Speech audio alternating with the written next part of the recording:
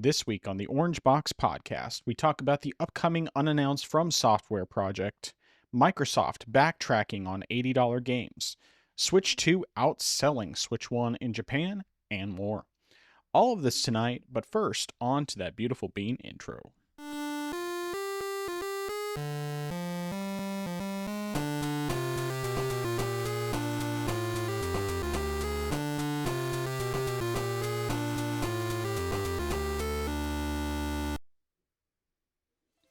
Welcome to the place where PC and console gaming talk combine. This is the Orange Box Podcast, episode 94. I'm your host, the man who has realized after 30 years of wondering that no, Turkish delights are not worth selling your soul to eat. Nathan, also known as the Frozen Gamer 87. And joining me, as always, the man who can run Crisis on himself, Justin, better known as I Am Zaracon. How you doing today? How's your week been? To start things off, I completely forgot to mention this last week, and I only remembered it sort of later on because there was a bit of an update to what I was going to mention last week, and that was not this past Sunday, but the Sunday before, after service at my church. It was someone found out that downstairs in the basement that there was a leak. There was water that was just coming in from the rain, and most of the people had left, so there were only a few of us left at the church. And so we went downstairs and we saw that, yeah, there definitely was a lot of water flooding in. So we got some mops and we started trying to clean things up. But unfortunately, what it was is that there's a door that leads outside, but unfortunately the water there's a drain right outside the door, but it doesn't work properly, so the water just pools there, and eventually it just came through the door and it just kept coming through. So we tried mopping it up what we could, and then eventually some people brought over some wet vacs, and that really helped with getting everything up. And it took us a few hours, but eventually we were able to get everything dried up. And we were a bit concerned because last week we had a lot of rain that was supposed to be coming through, and we weren't certain if it was going to happen again throughout the week. But thank God nothing actually happened, at least not that I heard of, that everything was fine. And then it rained a little bit that last Sunday morning, but fortunately from what people who went downstairs saw, that there was no water that came in, so thankfully nothing's happened there. I know that they're trying to see if they can do something about the drain. I'm not sure if they have to possibly speak to the county to see about, them having to fix that or not. But that was just something I wanted to mention, but also update on that news there. But yeah, so elsewise, I did some more work with music. That's coming along a bit, putting some more stuff together and also trying to improve some of the balancing for a lot of instruments and stuff. So that's been better. I've also swapped out a few instruments here and there just because I thought that certain ones were just too quiet, especially with percussion, so I swapped that out, and that seemed to be doing a bit better in that end, but that's coming along. Transferred most of the data from my old SSD over to my new one, so everything that or at least most of everything that I was trying to recover, I was able to do. Fortunately, the big stuff was definitely recoverable, which was mainly just recordings for my comparison video, and then also a couple of save states as well, especially for games that don't have cloud save, those were definitely important. There was one that I couldn't save, but I didn't really get too far into that game anyway, so I didn't care about having to start all over again. But fortunately, it seems like then I'm pretty much up to date with everything, and I don't have any other issues with my computer. And then lastly, I just did more work on the comparison video. I was almost tired, and to the point where I said, if I can't get my old recordings transferred over, I'm just going to give up completely, because I don't feel like recording all the old footage from the previous GPU all over again in addition to the new stuff. So I said, if I can't get transferred over, I'm just going to call it wraps. But I was able to get everything transferred over, so good. I got that recorded, and then last night I pretty much just did nonstop editing of everything and put out the video earlier today. But that's been my week in a nutshell. All right, good stuff. Yeah, glad that you were at least able to get stuff taken care of with the church situation, and that beyond that, you were also able to um, get all your stuff transferred over from your old SSD. So that's good. In terms of my week, pretty uneventful. It was nice not really going anywhere. It was just I did some cooking over the weekend. Was about the extent of it, and um, the week itself has been a little bit of a blur, but just kind of getting back into the normal swing of things. Did music at church, and we'll be doing it again this week. And one thing that is annoying, and I have to remember every time to check it. So I typically will get the live stream and stuff, get everything set up in the morning before we practice, before we do the service, all that. And one thing that I forgot to check was to make sure that the output from the soundboard was actually coming to the laptop so that it would broadcast the audio. And unfortunately, because I failed to check that, the signal didn't come through. So we had the entire live stream, no audio whatsoever. And didn't know until after after the service was over and I went to get the recordings of the sermon from both last week and from 2 weeks ago when we were still gone, and this past week. And then I was trying to listen back to it to get it prepped to upload to the YouTube channel, and there was no audio. Then I checked the stream, and the stream was completely quiet too. So it's like, okay, well, I guess I'm delisting this, and I just have to make sure I remember to check that every time. But it is what it is. I'm not the only person who's made that mistake, and apparently nobody else checked it either. So, and I wasn't the one running the live stream. I just set it up. So it is what it is. Beyond that, I don't think there's really anything all that exciting going on. It's just, like I said, getting back into the swing of all the normal routines and all of that. So, not too bad. But yeah, I think that's everything. Okay, not bad. All right. So, what have you been playing this week? All right, so most of everything has just been stuff for the recording. Only thing that I didn't bother sending was just which I'll work things in order from least played to most played. And the first thing up is just Marvel Spider-Man Remastered. That was just mainly me swinging around the city, just trying to gauge performance, and it's definitely more CPU intensive than GPU intensive. I wasn't even fully utilizing the graphics card there, so while I technically brute forced more frames, it wasn't necessarily going to carry everything going through with that. I played a little bit of Crysis Remastered, sort of as you alluded to in the beginning. Didn't play too much of the game, pretty much was doing mostly the area I had been doing before when I was recording. So just some part of the beach up into like the checkpoint area of the blockade. So that's pretty much as far as I've gone. Definitely the performance has received a tremendous boost with this GPU over the other one, and you definitely can get more out of this. But I mean, I feel like the game, based on how it was performing on the previous GPU, you really could do well with anything that's, probably even a couple gens old. You can still get an enjoyable experience with this game. So you don't need to like rush out to get one just for this game by itself.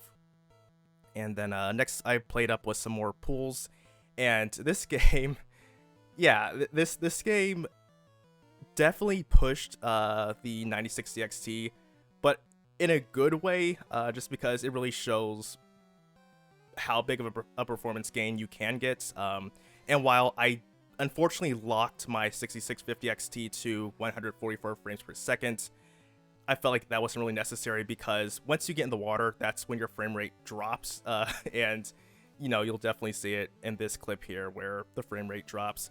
And unfortunately, I still haven't figured out what the issue with the weird ring lighting effect is. Like the footage just has this weird thing whenever you move the camera. It's just weird. And I'm not certain what the issue is, because I didn't have this issue when I played the demo for the game. So I'm not certain if there's a setting that I messed with that is causing this or not. I definitely would have to go back and check and see. But I mean, overall, the game is just performing much better than I would have expected. I'm granted, I can't fully utilize, or at least I can't perceive the full frame rate just because my monitor caps out at 165 hertz. But it's just interesting seeing how far I could push it. So I mean, I could go back and just raise the textures or something, and I mean, I think I got mostly medium high anyway, so it's not like I could do too much more. But all in all, I mean, the game just is visually good. There are some puzzles in there that I stuck around after recording, just like see if I could try to solve some stuff and also try to get to the end of the maze, because that is essentially what the game is, just a series of mazes with some puzzles here and there. I might come back to this later on. There are still other games that I feel are more pressing, so this is going to be a game I put on hold for the time being. And then I played some more Satisfactory. I played some of it by myself, but then also played some with some buddies, and we pretty much are close to completing it, unless they finished up after I had signed off, but we were close to completing the next stage for our main objectives for the game. So I think there are about 2 more left. Now there are 7 main objectives in the game, and I know we were on 5, so I think either we're just about to finish one of the steps, or we already have, or at least they have after I signed off. So we're close on that end. We've got most of our research done as well, so I think the most of them are just going to be stuff which we unlock after we complete some of the later stages.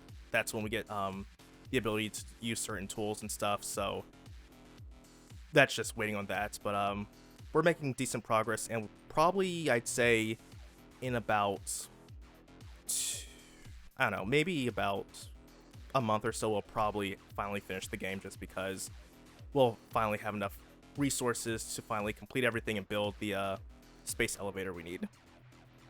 And then lastly, I've been playing is Expedition 33, and I've definitely made some progress. Not as much progress as I would like, but I've definitely made some more progress. So I beat Crimson Heights, which I mentioned last week.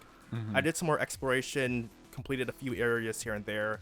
One of them was the I can't remember what it was. It's I think it's called the Secret.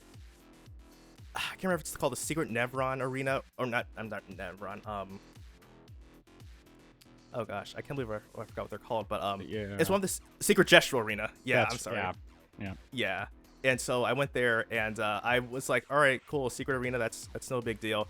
And then unfortunately, Golgra showed up, and I thought, oh, this shouldn't be a problem at all. I mean, this is just gonna be a cutscene, right? And then said, oh, you have to go fight her. And I was like, wait, what, really?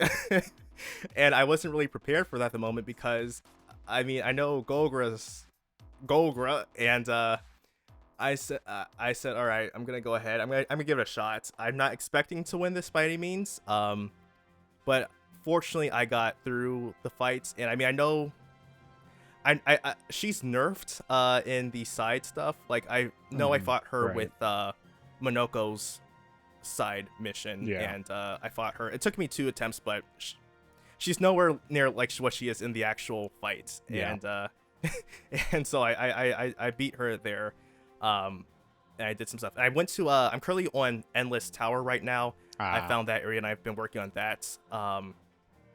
I'm currently at stage 4, level I think 3 or something like that. I've been grinding away at that for a bit here and there, and just trying to do stuff on that.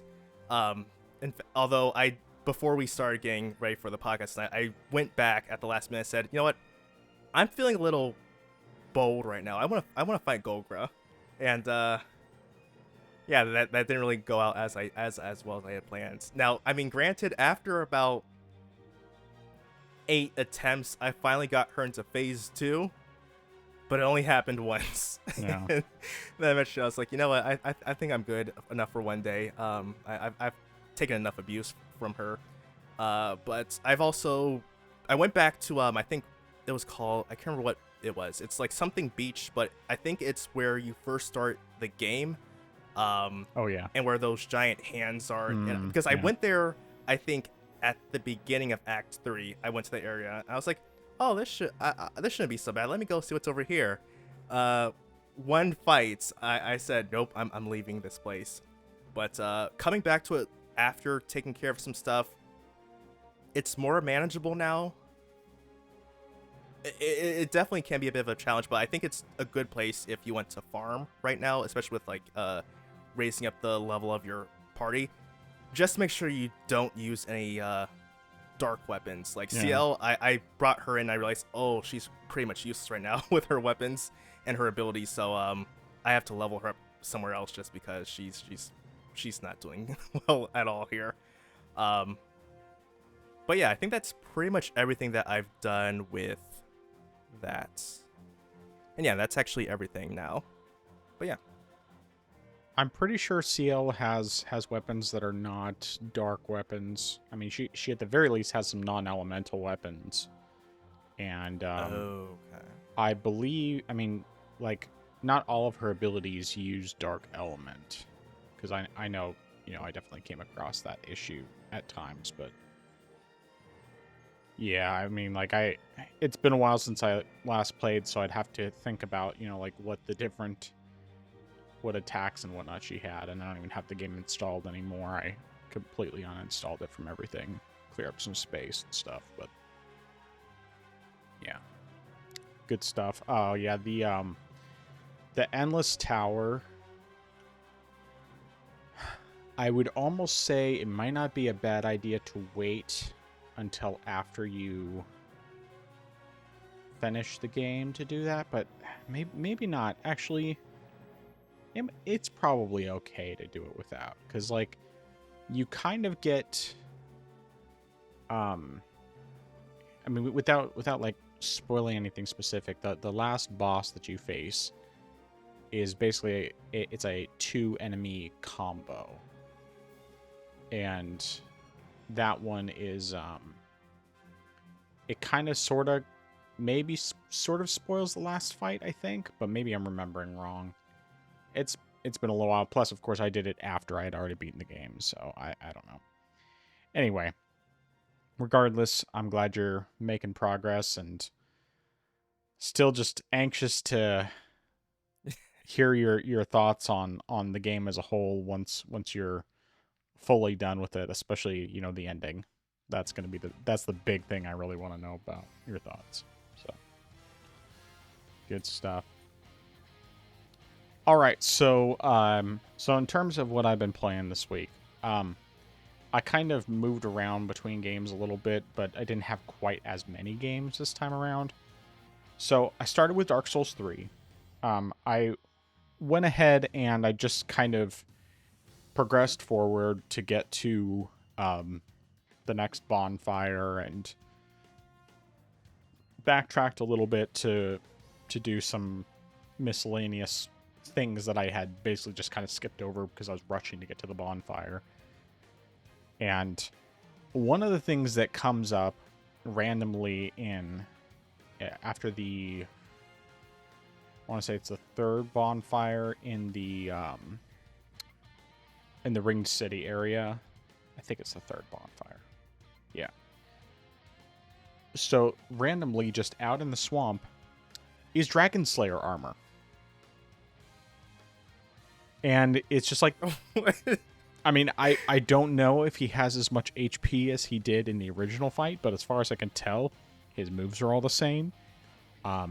It's basically just you have a bigger area in which you can fight him, and it's not like you go through a fog gate or anything. He's just there in one spot. And, I mean, of course, once you beat him, he's gone.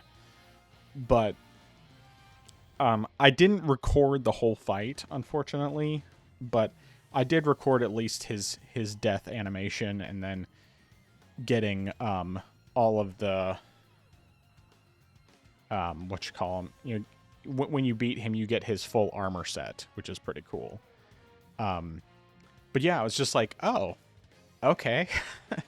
And the one nice thing about it is that it helped me to learn his moveset a little bit better, to where if I ever do New Game Plus, go back through, I can actually fight him legit instead of cheesing him like I did before, where I was throwing fireballs at him through the fog gate. But yeah, it at least gave me some confidence. Yeah, he's. I mean, I could definitely beat him. At least based on the move set. Now, of course, the arena is a lot smaller, and that doesn't necessarily mean that I'm not going to die, because I probably will still die a lot the next time I really fight him. But yeah, I'm also a lot stronger, so we'll kind of see how it goes whenever I eventually go back through the game. But then I continued forward, and like you run into Darkeater Midir on outside of his actual arena, like outside of the actual boss fight, a couple of times, and one of the times that you run into him, unfortunately, the footage glitched out partway into the recording. He's like basically on a cliff, and the first time I'm just like basically trying to run past him, and I know that's really essentially what I have to do, or well, I thought that was what I had to do. I didn't realize that I actually had to kill him, well, quote unquote kill him, basically just attack him until he falls off the cliff, because he's kind of like perched on the side of a cliff. So I found, that there's a spot that you can like stand where he basically can't hit you as long as you're standing in that one spot, and it's relatively easy to kill him. It still takes a while because he has a decent amount of health. But anyway, so I had gone past him and I had fought the next boss, which I thought was optional. Turns out Midir himself is actually optional in the main fight, but it's Half-Light Spear of the something. I'll remember what it is once it actually the name of it comes up, but I do have the footage for that. It was not a difficult fight for the most part. It only took me probably 2 or 3 tries, and more of that was actually dying to the other enemies that were part of the fight. Because like you have one of those summoner guys that normally can summon those arrow ghosts that fire a bunch of arrows. Thankfully he doesn't in this fight, because otherwise it would just be impossible. But you get one of those guys in the arena when you start off, and then you start getting some of those painting knight guys, the white ones that like throw daggers and stuff at you, that are, were in Dark Souls 1 and probably Dark Souls 2. I can't remember if they're in Dark Souls 2 or not, but anyway. And then you get Half-Light Spear of the Church. That's the name of the boss. So Half-Light Spear of the Church wasn't overly difficult, and I just the only real difficult part is that it does occasionally summon more of those painted knights, and then or summons one of them anyway. And there's big pillars in the room, so it's not too difficult to avoid a lot of the attacks, and take advantage of the pillars to like poison them with toxic and stuff like that. But yeah, it wasn't an overly difficult fight. After a few attempts, I was able to beat it pretty easily, and yeah, it wasn't too bad. But I had accidentally wandered into the arena for Slave Knight Guile, who's the main the very last real boss of the DLC. He's the last non-optional boss, because Midir is one that you can completely skip over if you want. It's completely optional, like the Ancient Dragon was in Dark Souls 2. And so I had wandered into there, and when I realized it was his arena, I was like, I'll just give the fight a shot, just see what happens. I think I got him down not quite a third of the way. So basically I didn't get him to phase 2 because he has 3 phases, but only 1 health bar, thankfully. And so I just attempted it once, and then I went back, because I knew I want to beat Midir before I fight Gale, because he's the real last boss of the Dark Souls series. So I had gone back and I started fighting Darkeater Midir.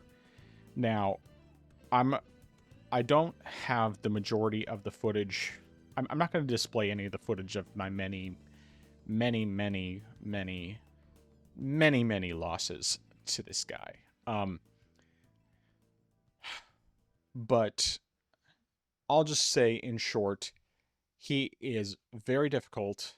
You have to be really careful. Well, I should say he's very difficult if you're more of an aggressive player, because he can close the gap very quickly. He has a ton of health, and if you get too greedy with your attacks when you're closer to him, you're going to die very quickly. And then once you get him to phase 2, there's a couple of attacks, in particular one that's like a massive like laser dance is practically what you could call it. And that particular thing just made it so that the fight was significantly easier to lose when I even made it that far. But I'll get back to him a little bit later. So after a while of fighting Darkeater Midir and losing, I decided that instead I would just go ahead and switch gears, play something a little bit different. I was kind of in the mood to play some Starfield, so I reinstalled it and played for a bit. And, I messed around with the settings some more. I ended up taking advantage of DLSS because this game is just not well optimized. It's never been well optimized. And so then at least I was able to get consistently above 60 FPS. And that at least was good enough to where I was, pretty happy, good balance of visuals and frame rate. Still nowhere near as good as it should be, but overall I still was reasonably happy with it, and I just wanted to play it a little bit, so I did. And I think I played like maybe hour and a half or so, something like that. Didn't move the needle a whole lot, just kind of did a couple quests and decided that was enough for the time being. But something that I did decide to jump into because of my frustration with Midir, more because I needed something completely different, was I finally installed Pac-Man World Repack. And this is a game that I've had for, I don't even know how long. Like, I know I bought the physical Switch version right when it came out. And then I also grabbed it on Steam during a sale. And, I'm just playing it on Steam. So, of course, the game runs, perfectly flawless, 90 frames per second on the Steam Deck. Great battery life. The game's pretty fun, like great platforming and all of that, but not overly complicated. I was having a really good time with it, and it was just like, okay, this is kind of like a nice breath of fresh air for something a little different to play.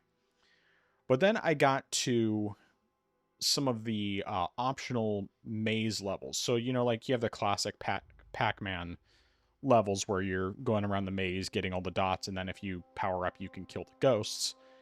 And the problem, the annoying thing with this is that if you fail, the level it's just an optional thing you can do within the levels.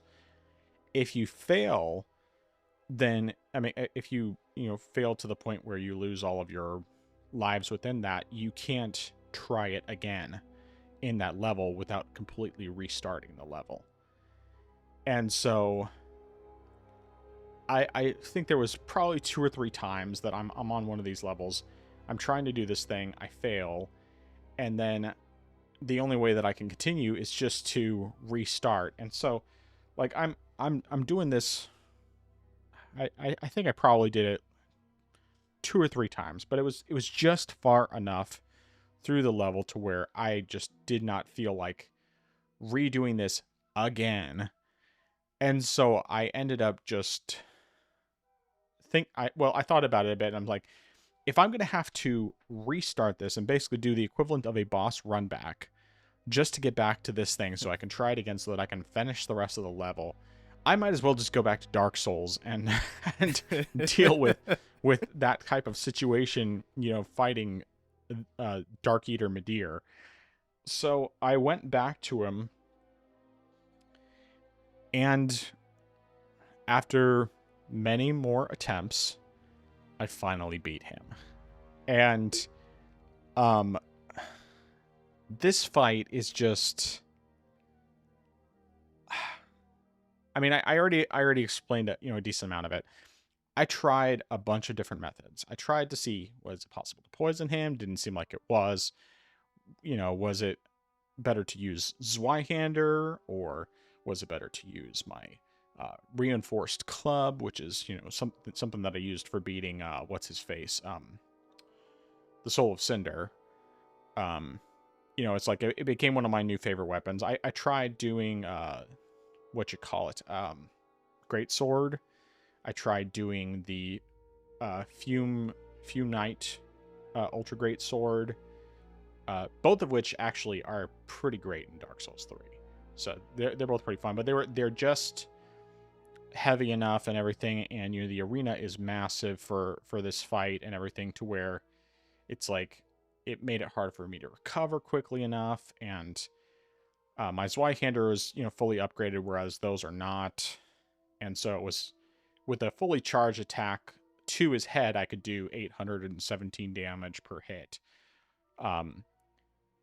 Otherwise, I was doing, between 276 to 400 damage, just depending on where I hit him on, whether I hit him on his head or on his body, that sort of thing. And keep in mind, I don't know what his actual like total health pool is, but it's massive, and it just takes a really long time to get through this fight. It's a fight of both patience, endurance, and not being overly greedy in your hits, because you will definitely struggle with this one quite a bit. I will say I will probably never do, and not never saying never, but it's highly unlikely that I will ever redo the DLC bosses on a repeat playthrough, just because of how difficult these ones are. Especially Midir and Gale. Gale, I'd be probably a little more interested if I was going to do one, but even him, I'm kind of like, I don't know that I really want to redo that.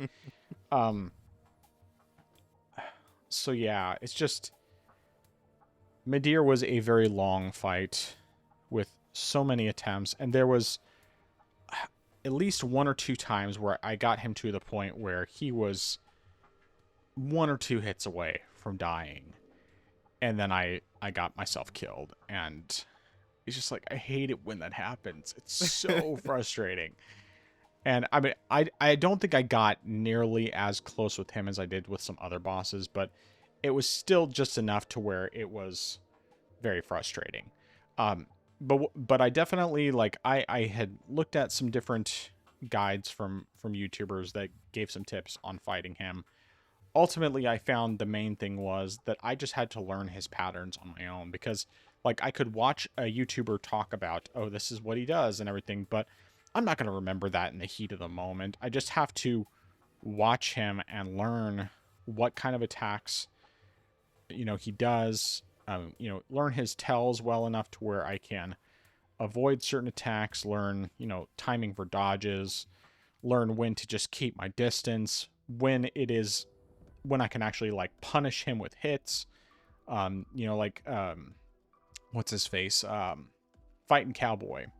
He recommended, okay, you attack his head and then you move back to his tail at certain points, and then you attack that as well, and you try to stay underneath him as much as possible. I tried that for a while, and it worked somewhat well, but the problem is that a lot of times when I'd be going back to his tail or trying to stay underneath him, I could very easily just end up, like, he'd back up just ever so slightly, just enough to where I'd be in range of like his bite attack or something.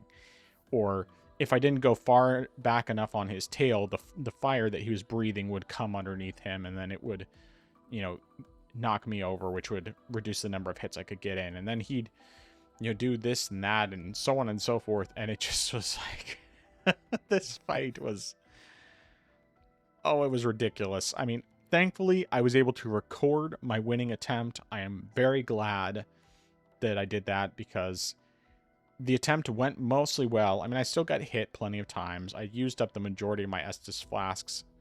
I think I might have had a couple left at the end, but I might have used all of them up, and I, had 15 Estus flasks, 15 at plus 10.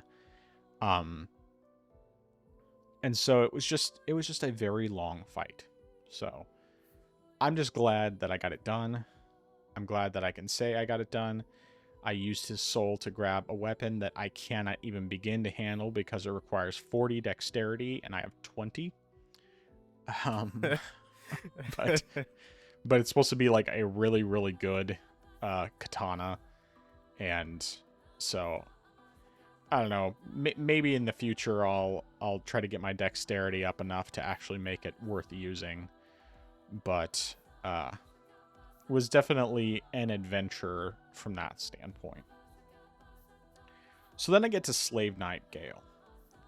Now, unfortunately, I think I may have gotten some of the attempts recorded, but it seems like the vast majority of them, the game just glitched out while I was recording it. And of course, my winning attempt, the game glitched out as I was recording it. It's like, super frustrating.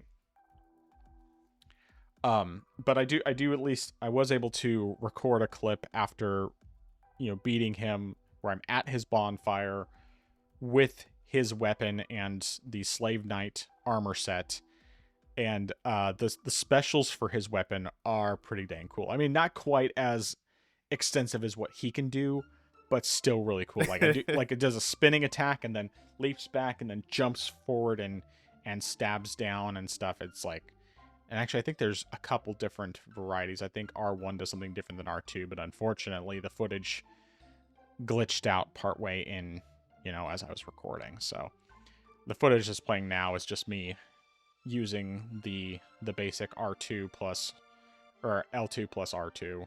So either way, it's cool. I was able to beat him. That one also took me a lot of tries.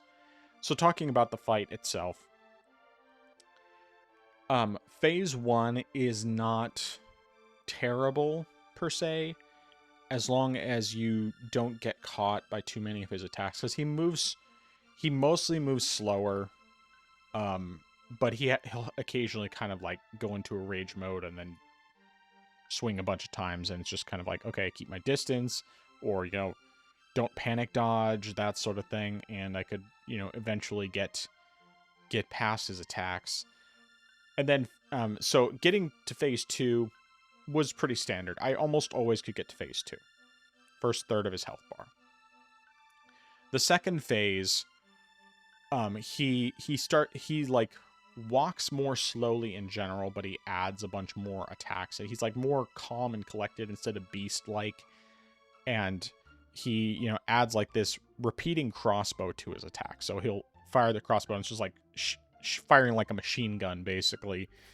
And like he'll throw out these rings of light that are basically like destructo discs, more or less, except that they don't actually like slice you in half, but they do a fair amount of damage if you get hit by them.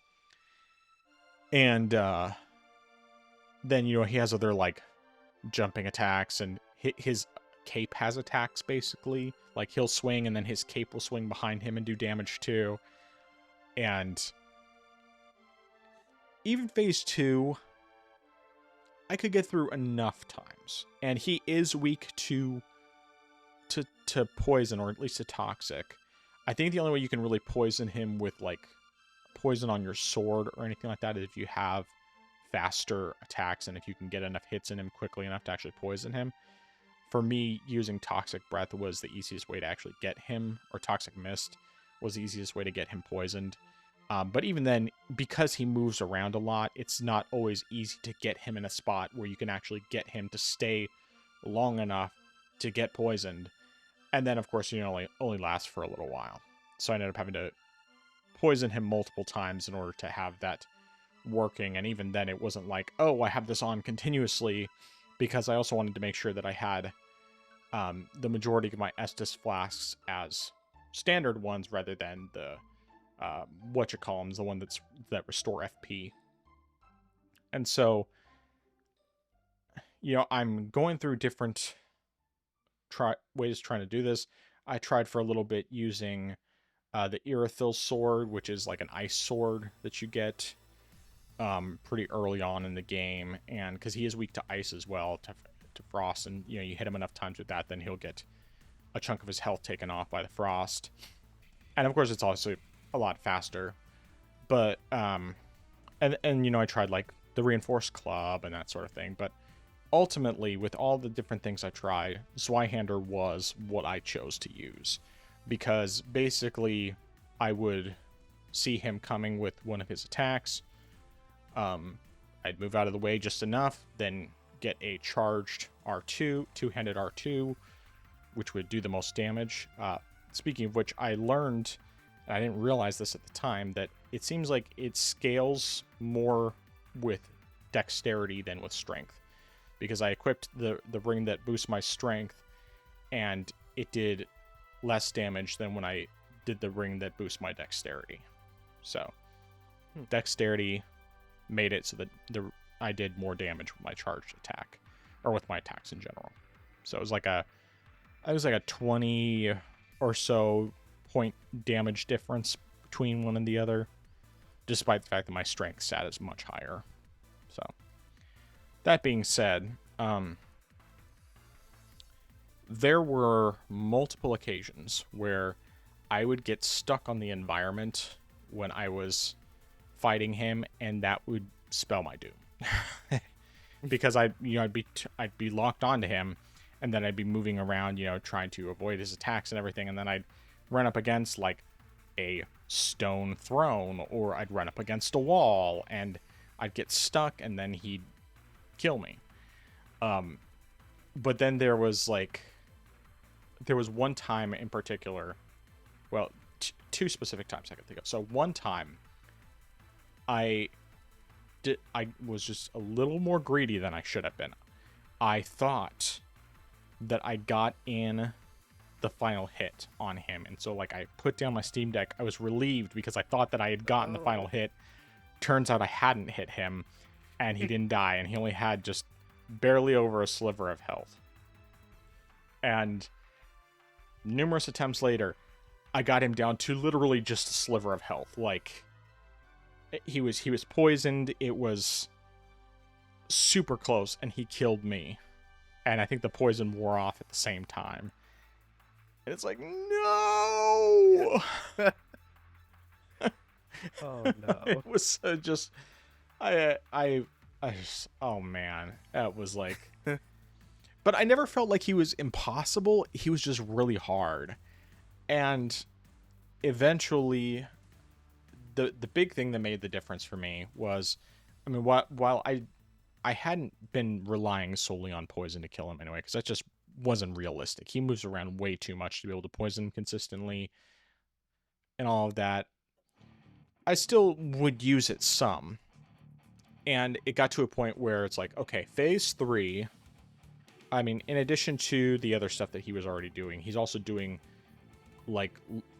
more grandiose 3-hit attacks that involve lots of flying around like Goku or something, and lightning coming from the sky and all this other stuff. And I finally realized that there's a couple different combos he does. One of which he does is just basically it's 2 big hits. I can't remember specifically, they kind of blur together in my mind, but there's one that's a 2-hit combo. That's not a good one to punish because you don't know for sure if there's going to be a 3rd hit. It's not always easy to tell. But if it's a 3-hit combo, that's the time to punish him. Right after that 3rd hit lands, that's when I can get a charged attack off. And so I just okay, I'm going to avoid him. If he does a 2-hit, I'm just going to ignore him. If I see him, if he gets up after the 2nd hit, and after the 2nd attack, then I know he's going to do the 3rd hit. Then as soon as he lands, bam, hit him with the charged attack. And I just kept doing that for a while there. In addition to the poison that I had done earlier, because he wasn't poisoned near the end. And that was what I used in order to finally beat him. And I recorded the footage, but of course after the first few seconds it froze. And so I could put the footage in and it would have the audio that you hear at the end, his final words, and then the noise it makes when he's fallen and you receive his soul and all of that. But yeah, obviously my only real proof that I beat him is the fact that I'm fighting. I mean, as the footage has been playing over and over and over, I'm using his sword at the bonfire where he fell. And yeah, but I can see kind of why people say this is why there can't be another Dark Souls from the standpoint of kind of where it concludes, but at the same time, I'm not sure that I would say that like they couldn't make another Dark Souls happen at all. I still think that there would be ways to make it work, and it's not like it's a definitive conclusion per se. It's not like where the way that Expedition 33 goes, and I'm not spoiling anything, but just, where there can't really be another Expedition game, at least not without going back to an earlier Expedition that we already know failed. This one, it's more like they could fill in some gaps. Even this, it's not like a definitive ending per se, even though narratively it also kind of makes sense in a sense. I don't know how to explain it. I'm sure probably someone else does a really good job explaining exactly why it wouldn't make sense for there to be a Dark Souls 4. But I haven't specifically found a video that does a good job fully explaining that. Even if from a narrative standpoint, I think that it was a good ending point. And I wouldn't be opposed to not getting another Dark Souls. Just, I also love Dark Souls, so I'm fine either way. But yeah. So I just played one other game. Well, I guess technically it was two. So Steam sale. I'd been contemplating doing this for a while. I decided to pick up Assassin's Creed Odyssey on Steam because I've had it on Ubisoft Connect for a number of years, which I actually originally got for free with my Yeti mic, with my old Yeti mic that I no longer use. And I had just purchased the DLC, and I finally decided, okay, it's like 80% off. I'll just go ahead and buy it on Steam because then I don't have to run the Ubisoft launcher every time and all this other stuff. So I've been playing Assassin's Creed Odyssey, and for one, I wanted to play it because of the fact that obviously, as I had mentioned for my goals this year, my hope is to be completely done with this before my next 24-hour stream, because it's been held off for so long, or at the very least be done with it before the next Game Awards, because typically what I'll do is I'll have the Game Award, or not Game Awards, I'm sorry, before the next time I watch Die Hard, because usually I do Die Hard right around Christmas time, and then I'll play Assassin's Creed while I have Die Hard playing in the background. And so I've been wanting to play this anyway. So in terms of performance, it's basically the same as when I run it directly through Ubisoft Connect. But it's more just the fact that then if I want to play the game, I don't have to go through the trouble of reinstalling Ubisoft Connect and then reinstalling the game, or so on and so forth. And also just because I like having stuff directly on Steam. It's just easier. And since I, originally got the game for free anyway, or, included with the cost of my microphone anyway, I figured it was worth going for. So it's been kind of nice playing it. I've actually been just really taking my time with it. Not feeling antsy, I need to finish it. Just more I'll just play it until it's done, and I'll explore and, let things happen as they just happen. I'm not gonna rush through it. I'll just play. So yeah, I mean, I'm basically getting right around 45 frames per second. I tried doing 60 for a bit, but it just wasn't consistent enough, and 45 is very consistent, so I settled on that and been enjoying myself with that. The only thing that's a little bit annoying with that is that there was earlier today I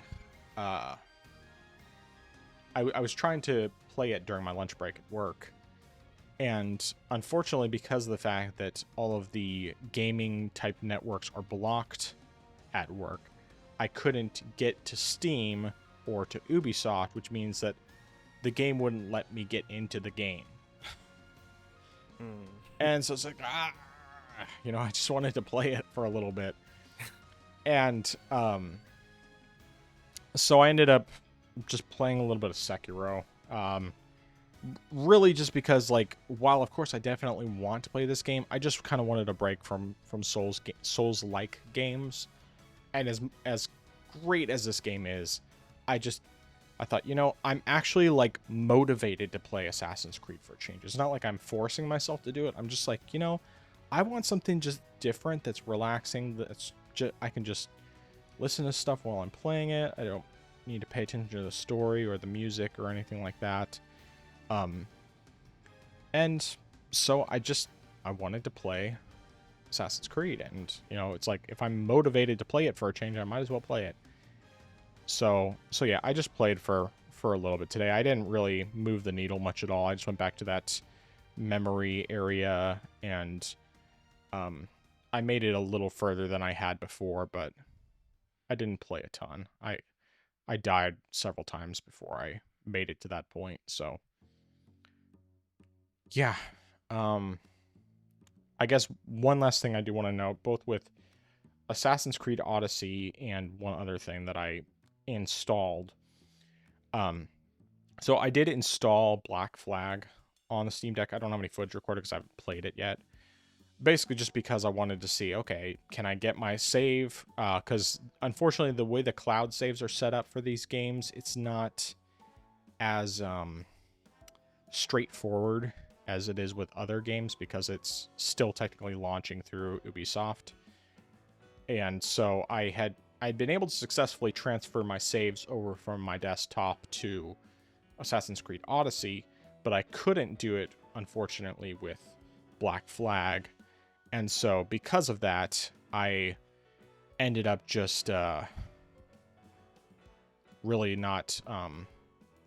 I wasn't really planning to play it anyway. I basically just wanted to see if I could transfer my saves, and I also wanted to see if I could get my achievements to pop that I had already earned on Ubisoft. And my achievements did pop, which was great. So I have less than an hour of playtime and 35 out of 60 achievements in that one. With Assassin's Creed Odyssey, I have like 130 some odd hours on Ubisoft Connect, and at first when I booted it up, I think maybe like 10 achievements popped or something, and then as I was playing and accomplished something, suddenly the other like 40 achievements I had already earned just were popping one after another, which was pretty cool. But yeah, that's really everything that I played this week. But I think Assassin's Creed Odyssey is going to be the main thing I focus on for a while, and just basically just play that until I'm done with it. I mean, I might hop into like Guacamelee 2 whenever I decide to actually look up that particular jumping puzzle, so that I know how much further I have to go. But otherwise, I think I just want to play something that's a little more chill. And the combat's obviously much simpler in Odyssey than it is in Souls games. The only thing that was initially throwing me off really was just the dodging is pressing X instead of B, and so I was messing up quite a lot with that. And then when I tried going back to Sekiro after playing Odyssey for a bit, I was trying to dodge with X instead of B. And it's just like, you can't win. But yeah, okay, that's it. Okay, so you answered one of the questions I was asked, which was, were you starting over from scratch, or were you able to transfer your saves over? But I'm glad you were able to at least get Odyssey transferred over. Yeah, if I even couldn't if have gotten my saves transferred over from Odyssey, I would have just refunded the game. Because it's okay. I know that my saves work on Ubisoft, but there was no way I was restarting that game when I have over 100 hours in that game. And there's still, it's like I'm working my way through the rest of the DLC. Like I did one of the 2 DLCs completely, I believe, and then so I might be wrong on that. It's possible that I have actually only done part of one of the 2. But regardless, there was no way I was going to restart. Basically, my attitude was that if I could not transfer my save, the game was getting refunded instantly. But since I could transfer my save, it was fine. Oh, I did forget to mention though that because I bought that season pass with Odyssey, and thankfully it wasn't overly expensive. I mean, between the 2, both the game and the season pass combined was $24. But it came with Assassin's Creed 3 Remastered. It's like, hey, sure, I'll take a copy of that and see if I ever actually get through it, because I think I've only bought the game specifically one time. I bought it on the Wii U. I tried it, got bored during the prologue, and I never got very far into it. Whereas when I actually started Black Flag, although I had bought it on the Wii U, I never played it on the Wii U. I got it for free on Ubisoft and got hooked to it, and then fell in love with it and played other games. But eventually I'll go back to 3. At least that's the plan. Basically, my thought right now is that when I finish Odyssey, I'm going back to Assassin's Creed 1, because I haven't played most of the earlier Assassin's Creed games. Black Flag, the only earlier games I played were, well, earlier than the current ones. Black Flag and Rogue are the only 2 earlier ones that I've actually played through. 3, I played a tiny bit. I played part of the prologue, and that's it. Even though I tried it like 3 or 4 times between Wii U and Steam, or not Steam, but Ubisoft Connect, and I got it free the majority of the times, or it was included with games that I already purchased. So anyway. Okay. Yeah, I guess what I was gonna ask you though is, do you think it'll be possible to copy over a save, like if you were able to find the save file in, your folder, and then like copy over to like the Steam version? Do you think that would possibly work if the cloud save didn't work for you? Oh, well, are you talking about with Black Flag? Yeah. I tried it and it didn't work. It's possible there might be a way to that there may just be something that I did wrong, because I think that what may have happened was that it I was thinking that, I need to maybe like create the save folder, because the folder didn't exist, and so I have to start up the game in order to do that.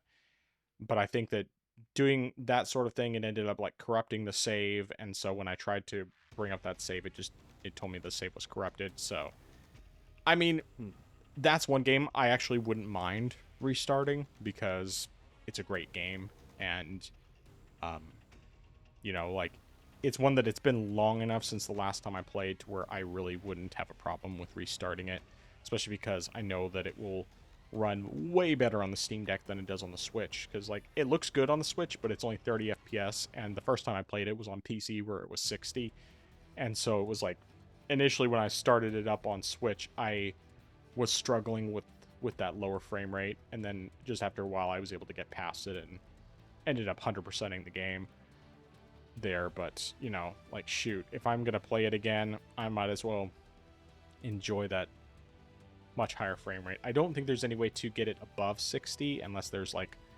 some type of mod or something, but from what I could tell in game, that didn't seem like there was a way.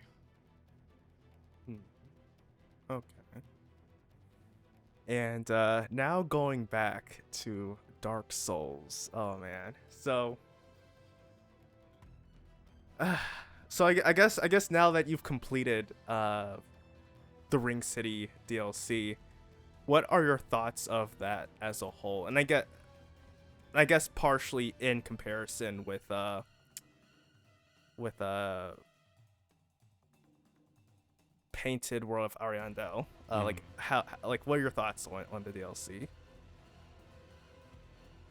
So, my thoughts with the DLC, I'm very much in agreement with my friend Zach, where the only fight that was really worth it was Gale. And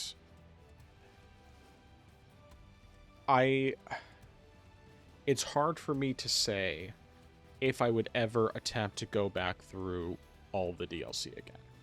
Because when it comes to, like, Dark Souls 1, absolutely. I've played all the way through the game 3 times, and I've redone the DLC every time, because it was good enough, and I enjoyed the boss fights and everything, and just, like, all of it was really good. And I never felt like it was too much. Dark Souls 2, I would even say, I probably actually would go back through the DLC, because, I don't know if I'd fight the Ancient Dragon again necessarily, but I would at least do the rest of the fights for sure. Or at least, very likely, because despite the difficulties, I had more difficulty with the enemies leading up to the bosses than the bosses themselves. Dark Souls 3, I don't really know. I definitely feel like I would be able to handle the boss fights better a second time through.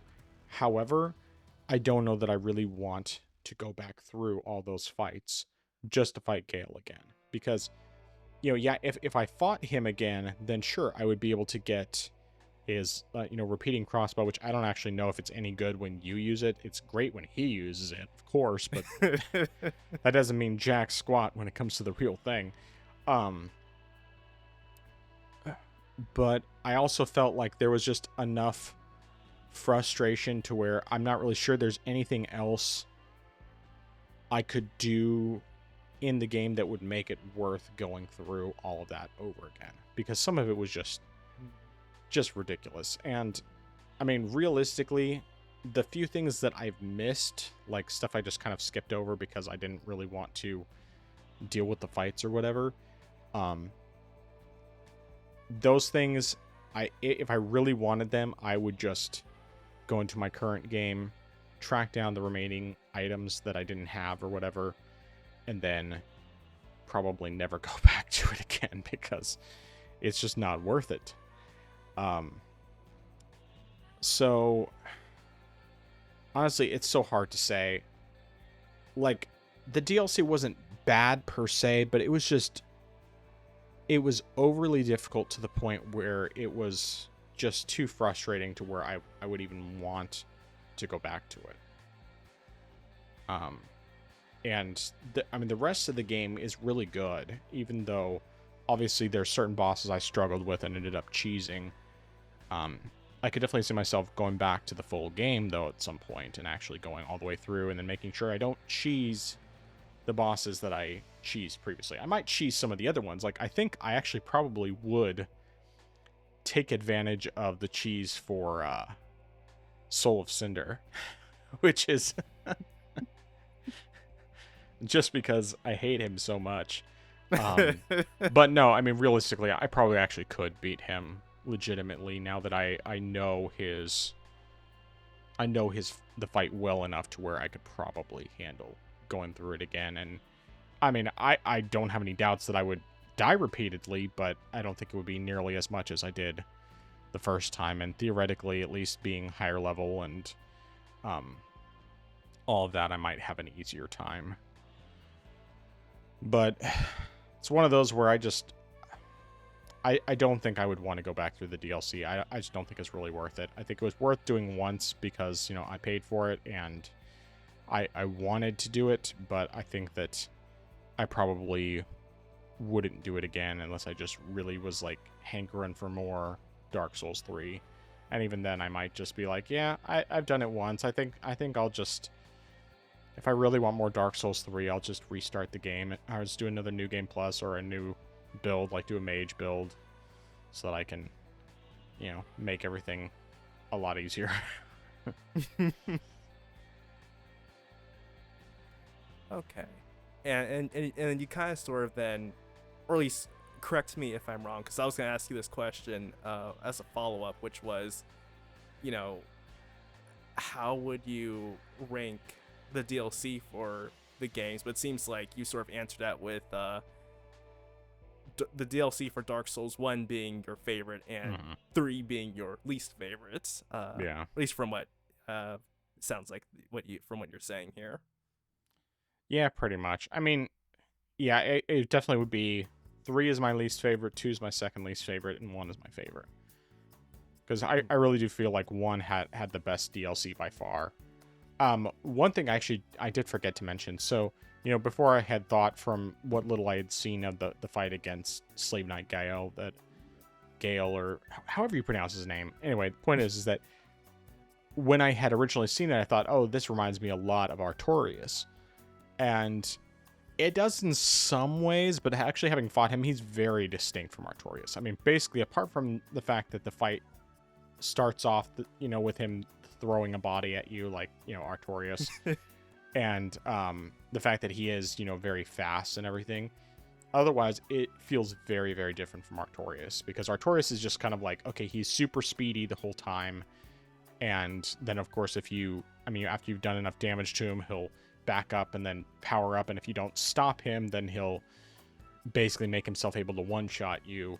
Whereas Gael, however you pronounce his name, he definitely has, he has 3 distinct phases where, like, he reminds me more of Artorias in the first phase, apart from the fact that he definitely has some moments that are slower, and second and third phase are just completely different. And I'm just glad that he only had 1 health bar, and that his health was nowhere near as large of a pool as Darkeater Midir, because Darkeater Midir's health pool was just insane.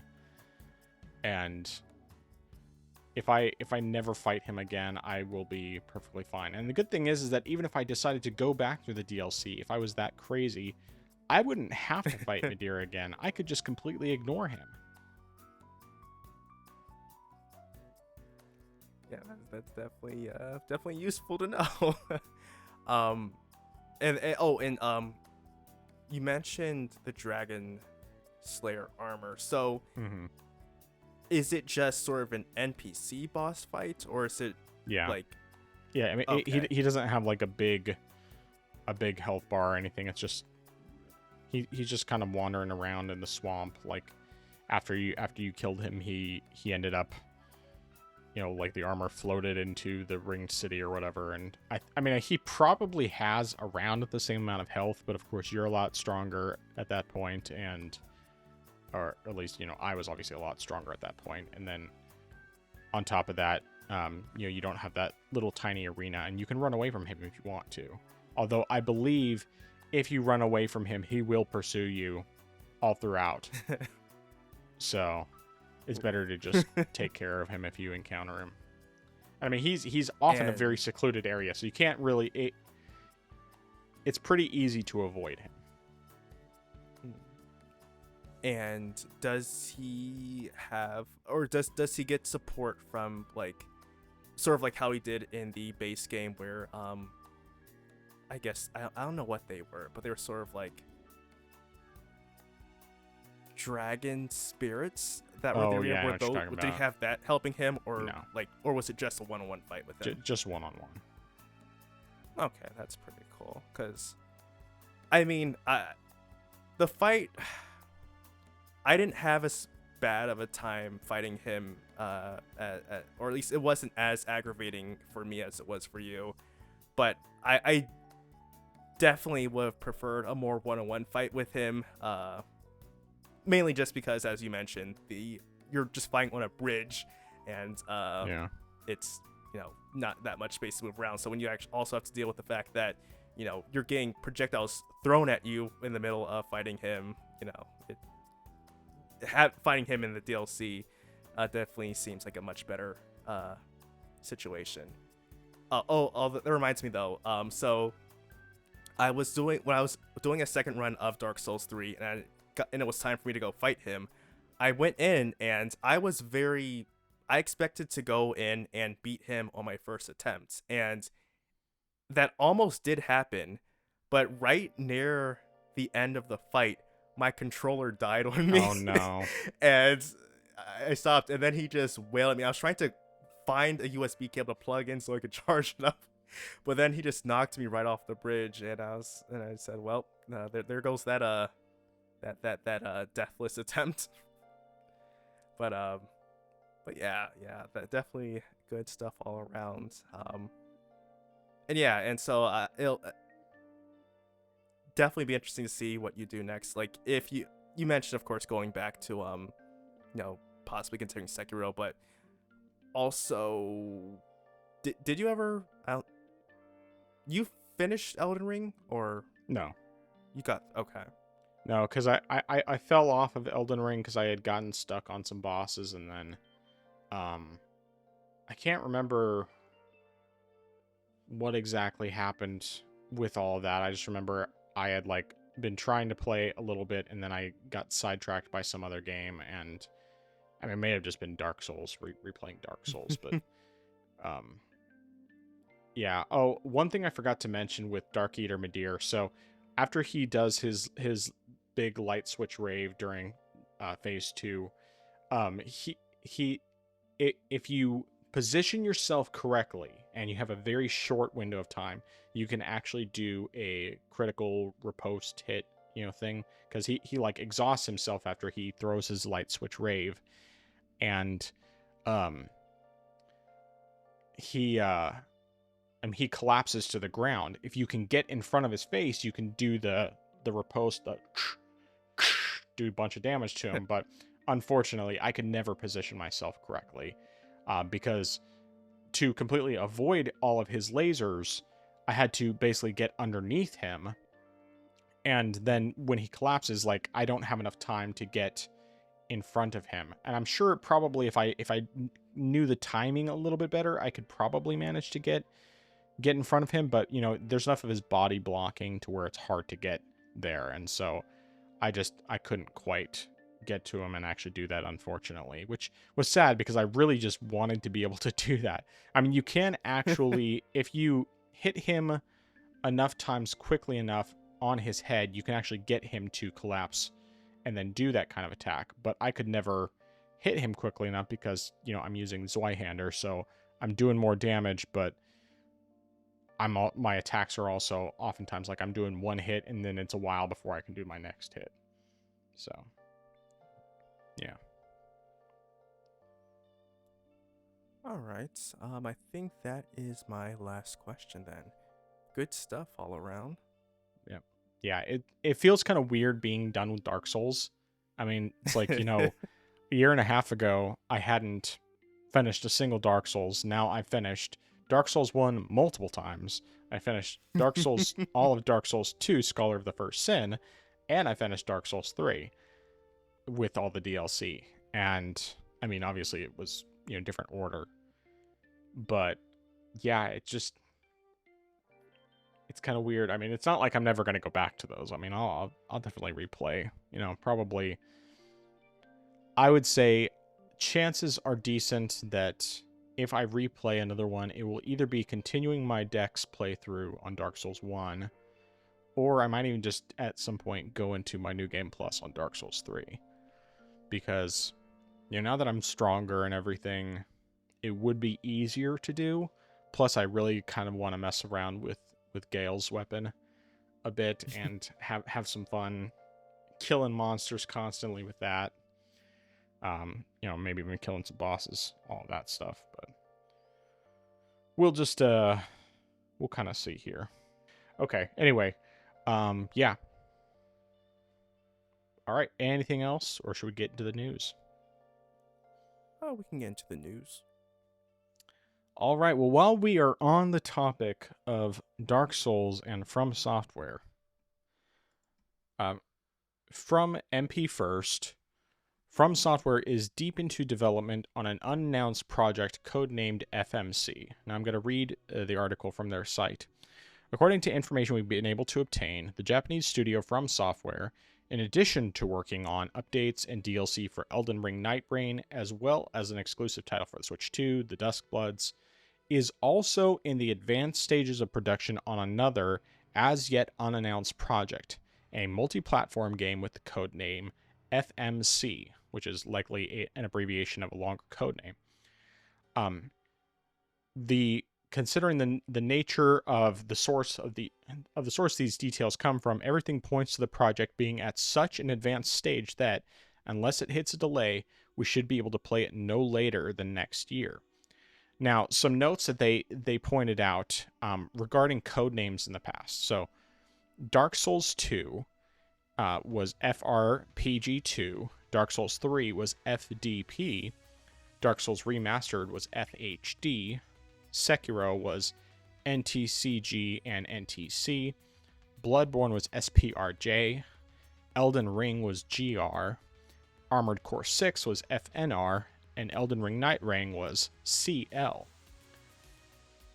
And some additional notes that they gave is that, let's see here, to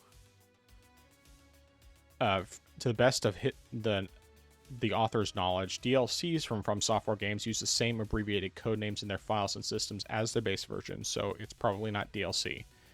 The reason why they assumed that Duskbloods is an FMC is because FMC is a project being tested and prepared for simultaneous release on multiple platforms, where, of course, Duskbloods is a Switch 2 exclusive.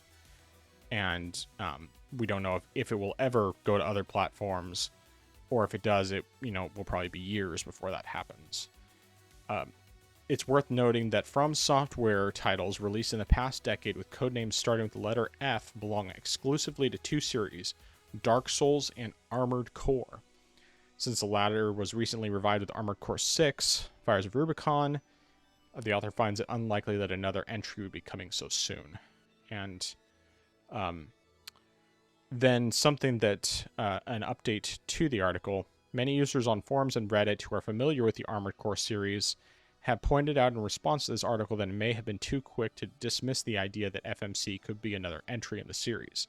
I'd assumed it must be a brand new mainline title, but historically the series has seen semi-sequels, standalone expansions, and spin-offs released not long after new numbered entries. And so, let's see here. Oh, and then the other thing is with Dark Souls, it's very possible that it actually could be a remake or remaster of an existing entry.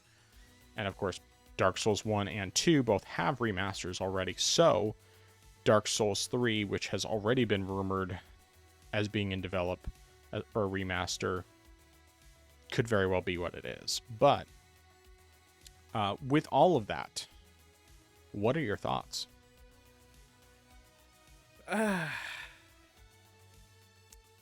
Another day, another Souls-like from Soft. And yeah, I mean, From Software definitely has had a lot going on. I mean, I highly doubt they've been this active ever. I mean, sure, they've, in the past had one release after another, but this one, it seems like within the past year, and especially if of assuming that this is an additional project, they've been busy because they had Elden Ring Nightreign, they've got Duskbloods in development, and then they've got this unannounced game, or which we don't know anything about, but they have this project going on. So this is probably the busiest they've been in a long time, if they've been doing this much stuff.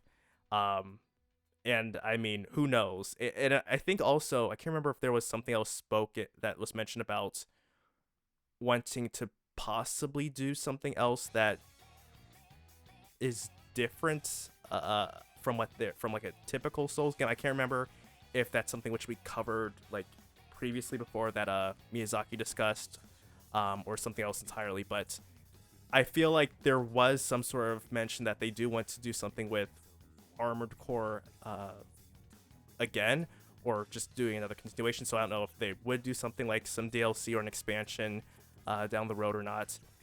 Based on what we've seen here in the article, though,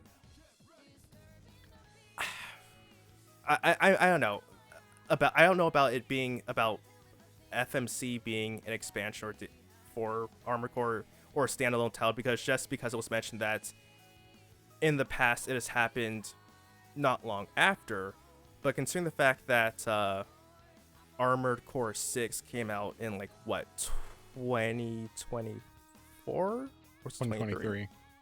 2023. So yeah, I mean, I feel like enough time has passed where if they were going to say do something, they would have mentioned it by now at this point. I mean, sure, there could have been delays and whatnot, or other things going on, but I feel like if we're looking at from the perspective of, a standalone or semi-sequel being announced shortly after, we would have heard something by now at this point. It's definitely been a good few years. So I do think it could possibly be something completely different, whether it is a sequel, like a full-on sequel, possibly.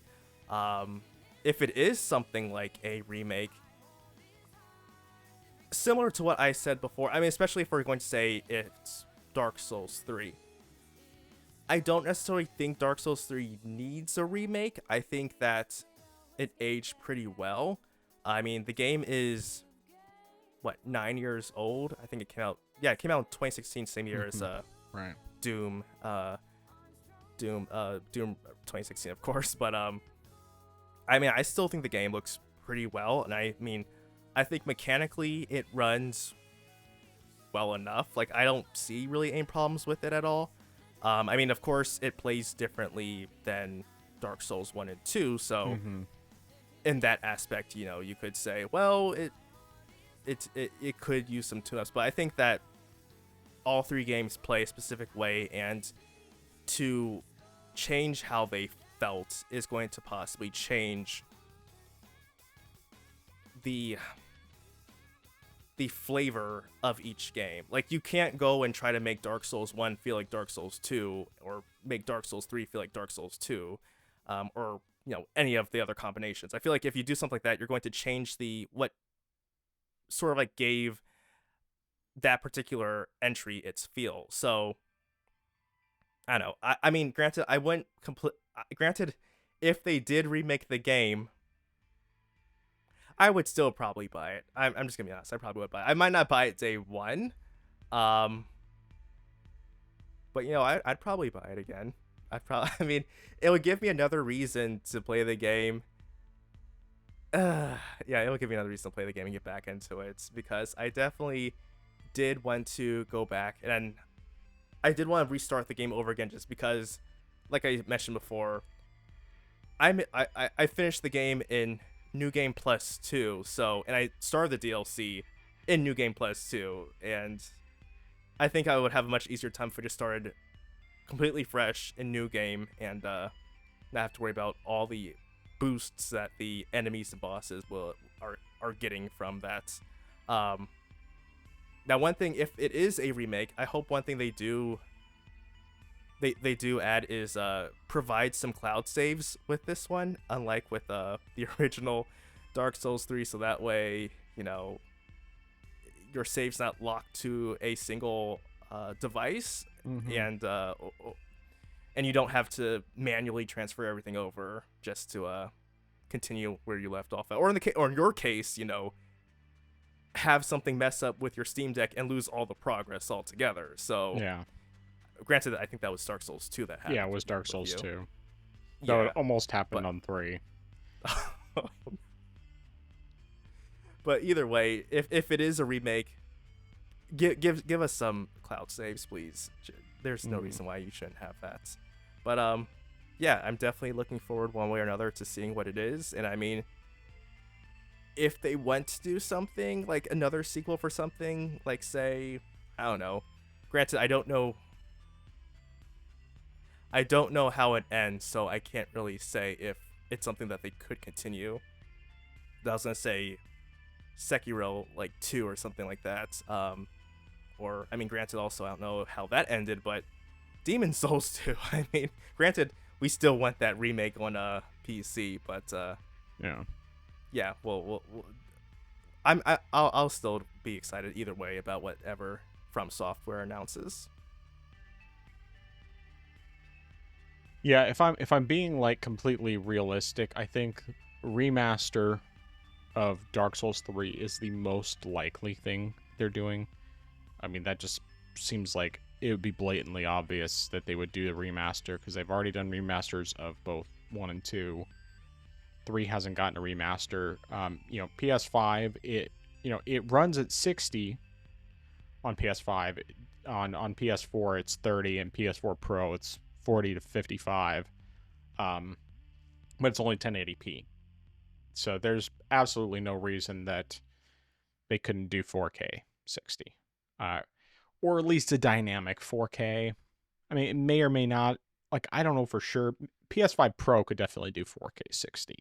At least I would think so. But I may be giving them too much credit from the standpoint of what the console's actually capable of.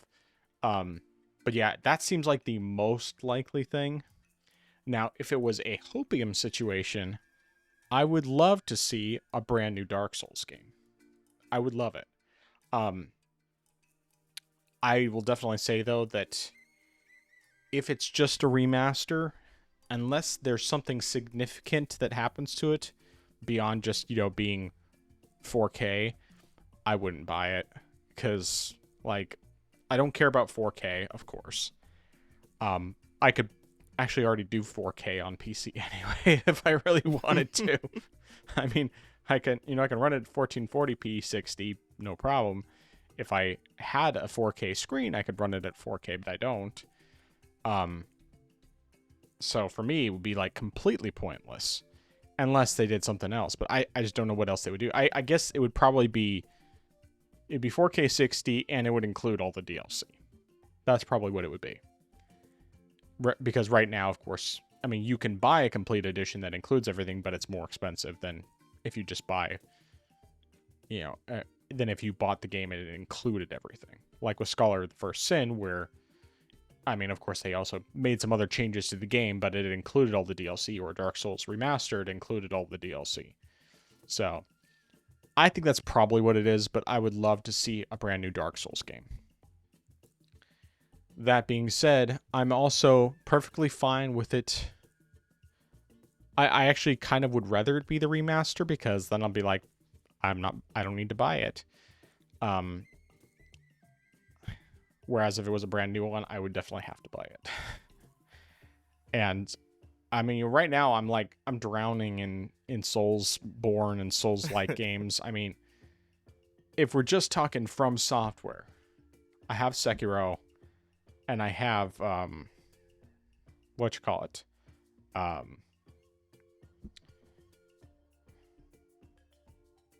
my brain is Bloodborne. And then of course I also have one that's not really a Souls-like, even though it has some Souls-like elements, with Armored Core 6. And I feel like there was something else From Software related that I have, maybe not, but of course I have other Souls-like games that are not From Soft games, like Another Craft's Treasure, and Lies of P, and Mortal Shell, Moon Scars. It's just like I have lots of different options. Oh yeah, what was that other one? I think Remnant is another Souls-like, like Souls-like with guns mostly, but and I have the first one at least. So it's like I have no shortage of Souls-like games to play, and oh yeah, of course the Neo games as well. So yeah, I don't have any shortage of games I could play.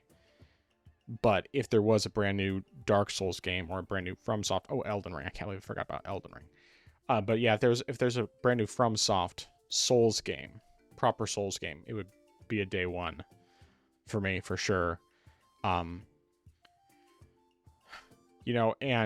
I don't think Demon Souls 2 is ever going to happen, because FromSoft had such a bad experience working with Sony on that. That's the reason why we never got a Demon Souls 2. Or why they never made a second one. And Although, of course, it would be great to have the Bloodborne remaster. Based on the code names, it doesn't seem likely that that would be it either.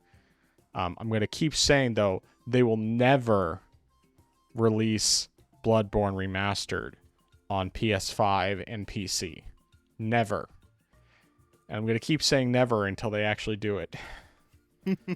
because they say never, and my hope is that, well, no, I'm kidding. I'm not hoping. I'm going to say never. They will never release Bloodborne remastered. Sticking to it. But yeah, like I could see another Dark Souls happening, but I also understand why people say there's no reason to do another Dark Souls. Because, realistically, there really isn't. I mean, it does end in such a way that you absolutely could just completely leave out. But at the same time, it also wouldn't hurt if they did another Dark Souls and it was just somewhere in between or some separate story. Because Dark Souls 2 is, like, sort of connected, but not really. And, I mean, of course, it wasn't, made by Miyazaki. He wasn't involved in that one, since he was working on Bloodborne at the time. But yeah, I don't know. I just know I enjoy FromSoft's games, and I have so many that I can play that I'm not really in a rush. But if there was a Dark Souls 4, it would probably be a day one for me. Anything else, even a Dark Souls remake. Ooh. If they did a remake of the first, like an actual full-on remake, that would be tempting. I mean, it really would. But I still think I would probably have to say no. I don't know. That's a hard one. But it seems, I mean, we'll get a Dark Souls 3 remaster before we get a remake of Dark Souls 1. As much as I would love that because of how much I love that game. But anyway. That's all I got. So this popped into my head while you were discussing things.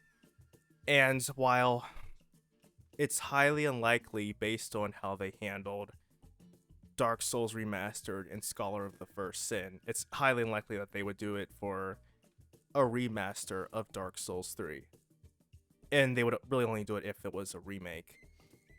But on the odd chance that they did do it for a remaster, would you buy the game if they had included uncapped frame rate as a feature? You mean for Dark Souls 3? Yeah. Or also Dark Souls remake if they did that. I don't know. Probably not.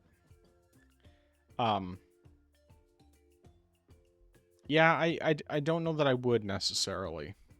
I mean, it would be nice, but I don't feel like you need to go above 60 in that game. I'm like 60 is really solid, and while I absolutely, of course, I love 120 plus, I'm not sure. I just don't think it's enough to be a motivator for me to go out and buy it again.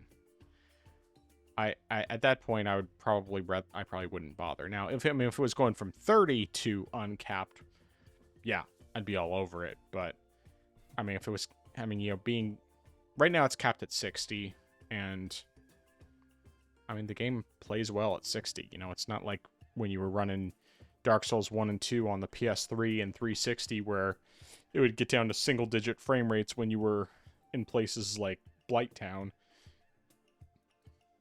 It's nothing like that. So this, the fact that I can play 60 FPS on my Steam Deck with 1 and 2, it's locked 60.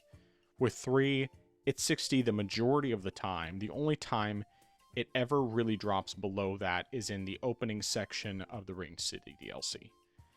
That's the only part where the frame rate really drops. And then after that, it's like buttery. I mean, I basically didn't have any issues with the frame rate dropping until and then I went back to the opening of the Ring City stuff because of the fact that, since I had finished everything, I wanted to talk to the NPC there, and, the frame rate was like 35 for a couple seconds there, and then when I turned around and walked back from it, it jumped back up to 60. So, yeah. I don't know. I mean, of course, right now I'm also just fresh off of having, finished Dark Souls 3, so maybe years down the line I could see myself going for something like that, but right now I'm really quite satisfied with where things are. And since I know a remaster wouldn't run any better on the Steam Deck, that's even more of a reason why I wouldn't be as interested, because having it on the Steam Deck has been huge. It's been immensely helpful because then I can just pick up and play and stop whenever I need to. So yeah. The one thing that could maybe make me consider grabbing it would be Switch 2 release. If the game was fully on the cartridge. If it's not fully on the cartridge, then no, but or like a Dark Souls trilogy. I don't know. Anyway, I need to stop tempting myself. Don't tempt me, Justin. No, don't tempt me, FromSoft. I'm giving it to you. Understand that I would take this game with the desire to do good, but through me, it would wield a power too great and unimaginable. Or too great and terrible to imagine. Anyway. Yeah. Alright. Any other thoughts on that? No, sir. Alright, you want to talk about this thing with the Switch 2 in Japan. Alright, so the Switch 2 has been doing phenomenally well. And I mean, it's doing phenomenally well across the board globally, but in Japan in particular, it's been doing very well. And it has been selling at least 3 times faster than the Switch 1. So here's an article from Video Games Chronicle and saying that according to data supplied by Famitsu, which is a Japanese gaming publication in Japan, the Switch 2 has sold at least 1.5 million units in Japan during its first month alone. And it's collected data. Famitsu has collected data from over 3,000 Japanese retail stores, and said specifically the number was 1,538,260 units. And the Game Boy, for perspective, the Game Boy Advance previously held the record for Nintendo machines, selling 1,367,433 units in its first month, followed by the Nintendo DS at 1,269,846. And the Switch 1, originally in Japan, only managed to sell 556,633 units during the same period. And the best sales for a non-Nintendo system was the PS2, with 1,134,862 units within the first month. And globally, though, the Switch 2 managed to sell 3.5 million units in just the first 4 days alone, making it the fastest selling Nintendo system ever, and potentially the biggest console launch in general. Yeah, and so, I mean, it's definitely on track. It says to possibly surpass 15 million units within the first year, and that would beat the original Switch, and, it would also beat the PS4 and PS5 as well. And yeah, so it's definitely on track for a great year. That being said, what are your thoughts on this situation? On this new, I guess, milestone achievement? Right. Well, I'm going to slightly rain on the parade because, okay, like, no doubt it's impressive that it, sold as well as it did, but we also have to keep in mind when it came to the Switch 1 launch, there was about 3 million units total available in that first month. They had a very limited stock initially, and in Japan they were having to do like well, not raffle, but like I mean, it was more or less a raffle system where, basically people could sign up, and then if they got their number called, hey, you can buy Switch 2, essentially, or Switch 1. And, they anticipated that ahead of time and made a lot more units available for day one. We already knew that was going to be the case. That being said, I mean, it's still, it's great that it's sold as well as it has. I'm sure that there are other market conditions that certainly have affected people's desire to buy it. Especially, knowing that well, let me back up a little bit. Because of how hard it was to get a Switch 1 at launch, it may be some people reacted by choosing to go for the Switch 2 right at launch because of the fact that it was so hard to get the Switch 1. And of course, like in the US, obviously, people were afraid of what was going to happen with tariffs and all of that. Seems like there's potentially some more positive arrangements that are going to be happening soon with Japan and the US on that front. But really, when it comes down to it, I have my issues with the Switch 2, owning one myself. It has largely been collecting dust for me, and it's not necessarily because of hardware problems. It's more just because I haven't been as interested in playing games on it lately. But as an overall thing, I would say that the 3 times the sale, you're selling 3 times the number of units. It's only less impressive to me just considering the circumstances. Even though it's certainly, impressive anyway. I mean, obviously it's done really well in its first month, and I expect it will probably continue to do well for a while. I don't think it's ultimately going to do Switch 1 numbers by any stretch. I mean, short of another pandemic. Which for a lot of obvious reasons, hopefully that won't happen again. But yeah. I don't know. I don't really have anything else to say on that matter. All right. So I'm going to actually. So I've been looking at this from a cultural perspective, and my mindset was, this is no surprise to me. And I mean, I feel like the Switch 1, if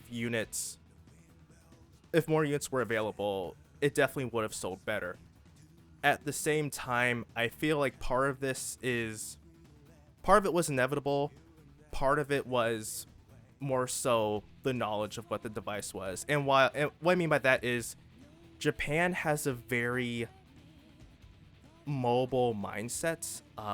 Like, handheld gaming is huge over there. It's like it's much bigger than it is over here in the West.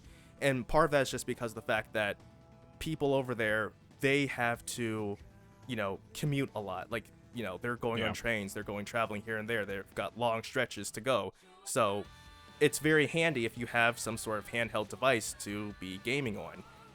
So whether it's playing your mobile games on your phone or just having a handheld, that's what they love to use. So the Switch 1 definitely would have fit the bill there. As you mentioned, there were some shorts of units, and while we knew what we were getting with that, I feel like it still was new. I mean, the concept was new, having that mobile console to take with you. So while people were definitely enthusiastic about it, it hadn't been proven yet. Whereas now people know what to expect with the Switch 2, and that's more reason why they would want to get one, because they know, hey, the Switch 1 was a handheld console. This is a much more powerful handheld console, so we definitely want to get that. So I think that definitely has driven the mindset of Japanese consumers over there to get that. So I think that's definitely played a huge role in that. And like you said, there definitely has been a greater supply this time around, and I really have to give Nintendo credit for that, where it definitely seems to be a whole lot easier to purchase a Switch 2 this time around. And while stock has gone out, I have seen, like in one of the Discord servers that I'm in, is that, I'm constantly seeing that, hey, stock is now available at Walmart, stock is now available at Best Buy, stock is now available at this store, that store. I think even occasionally on the Nintendo online store as well. So even though stock has, gone out, has sold out, it still is definitely possible to get one much more easily than it was for the original Switch back when that launched. So that I definitely have to give Nintendo credit, because while I did think that, I thought, well, they're just blowing a lot of smoke and saying, yeah, we're gonna prepare for a successful launch, we're gonna make sure we have enough units. In the back of my mind, I was thinking, yeah, everyone says that, but then once it's time for launch day, they sell out and no one can find a unit for like the first 3 months. Right. But Nintendo actually did it and did a great job with supply. So I do actually have to give them credit on that end. I'm not entirely certain. I would partially like to be proven wrong, but at the same time, I don't know if I can agree with the Switch 2 not selling Switch 1 units. Because short of Nintendo just really, really doing something horrendous that is like anti-consumer, I don't see a reason why people wouldn't still buy a Switch 2. I mean, despite the fact that, they've got key cards, people still seem to be buying them. So, I mean, I don't think that's really much of an issue. And, I mean, if enough games are getting support, I mean, we've seen that there are games that are being brought over. And because it's definitely a more powerful system with DLSS, newer games could be day one in the future. They might not be right now because the Switch hasn't been out, or at least developers haven't received dev kits to really properly work on the system and test it out. But give it a year or so, maybe we could be seeing stuff that is day one. Like, for example, whatever this From Software multi system game is, that could be something that is day one across the board, even on Switch 2. So I think maybe it might not hit Switch 1, but I don't think it's gonna be something like a wide gap where you had the Nintendo DS and then you had the 3DS just, while successful, drastically underperforming it. So, I mean, I think maybe it could be a situation where, there's say for example, the Switch 1, sells 100 million units. The Switch 2 probably could sell something like 70 million units altogether. That's just my prediction, as far as like the ratio, you could say. But yeah, that's essentially everything that I have to say on this. All right. Well, that's fair enough. Like you bring up some good points, and I mean, I'm not. Obviously, we'll just have to wait and see what happens as far as the numbers. I can't talk. I absolutely expect the Switch 2 will continue to do well. I'm not entirely convinced that it will do as well overall, particularly with the higher price point and that sort of thing. But I mean, I have no problem if I'm wrong. Like, it's like, if I'm wrong, then I'm wrong. I mean, it is what it is, Either way, like, I'm glad that people have another, more powerful portable option that's not just the Switch, and that's technically cheaper than the PC handhelds that are higher tier, at least. I mean, the base Steam Deck is cheaper and in some ways it's more powerful and doesn't, rely on DLSS to get some of the same things, but there's some things that the Switch 2 can do that the Steam Deck can't do, and it's like, okay, that's fine. I own both, and there will definitely be games that will come to Switch 2 that I will be happy to buy. Like I look forward to Metroid Prime 4, of course. Trying out those mouse controls, 120 FPS. Assuming it's actual 120 FPS and not frame generated 120 FPS. And, I look forward to the eventual next 3D Mario game because I've loved all the 3D Marios. There's a handful of games like I'm excited to play on the Switch 2. But, in general, I'm less a fan of it than I was with the Switch 1, at least in terms of just how Nintendo is handling things with the console. Even though there are, the physical hardware, apart from the flaws in terms of like the screen being, not being OLED, of course, but scratching super easily and having the issues with the lower response rate, that sort of thing, which honestly hasn't really been that noticeable to me. I like a lot of things about the hardware.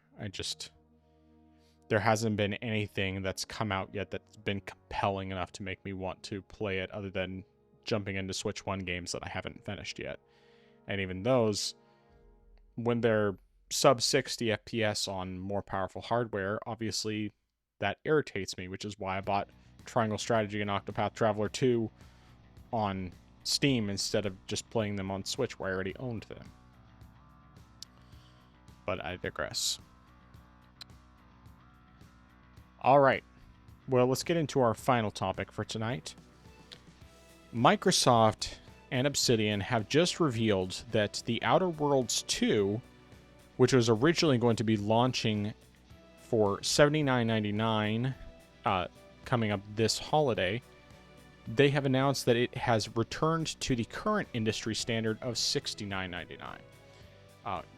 To quote them, quote the Xbox spokesperson who explained this today, we're focused on bringing players incredible worlds to explore, and we'll keep our full-priced holiday releases, including The Outer Worlds 2, at $69.99, in line with current market conditions. If you've already pre-ordered The Outer Worlds 2 at the $79.99 price point, you'll have to grab refunds at the point of purchase if you've already paid up. Some retailers will be doing refunds automatically, and then you'll just have to redo your pre-order at the lower price point. Others, you might be able to just... others may just cancel them altogether. And let's see here. Let me just look some more, see if there's anything else. Yeah, I guess there's not really anything else other than, it's launching October 29th of this year for both Xbox Series X and S, PC, and PS5, and will be also on Game Pass and Xbox Cloud Gaming. So, what are your thoughts on this? Good, but not good enough. So yeah, I definitely think this is a step in the right direction. $80 is an absurd price to pay, for a game, and I definitely would not support that at all.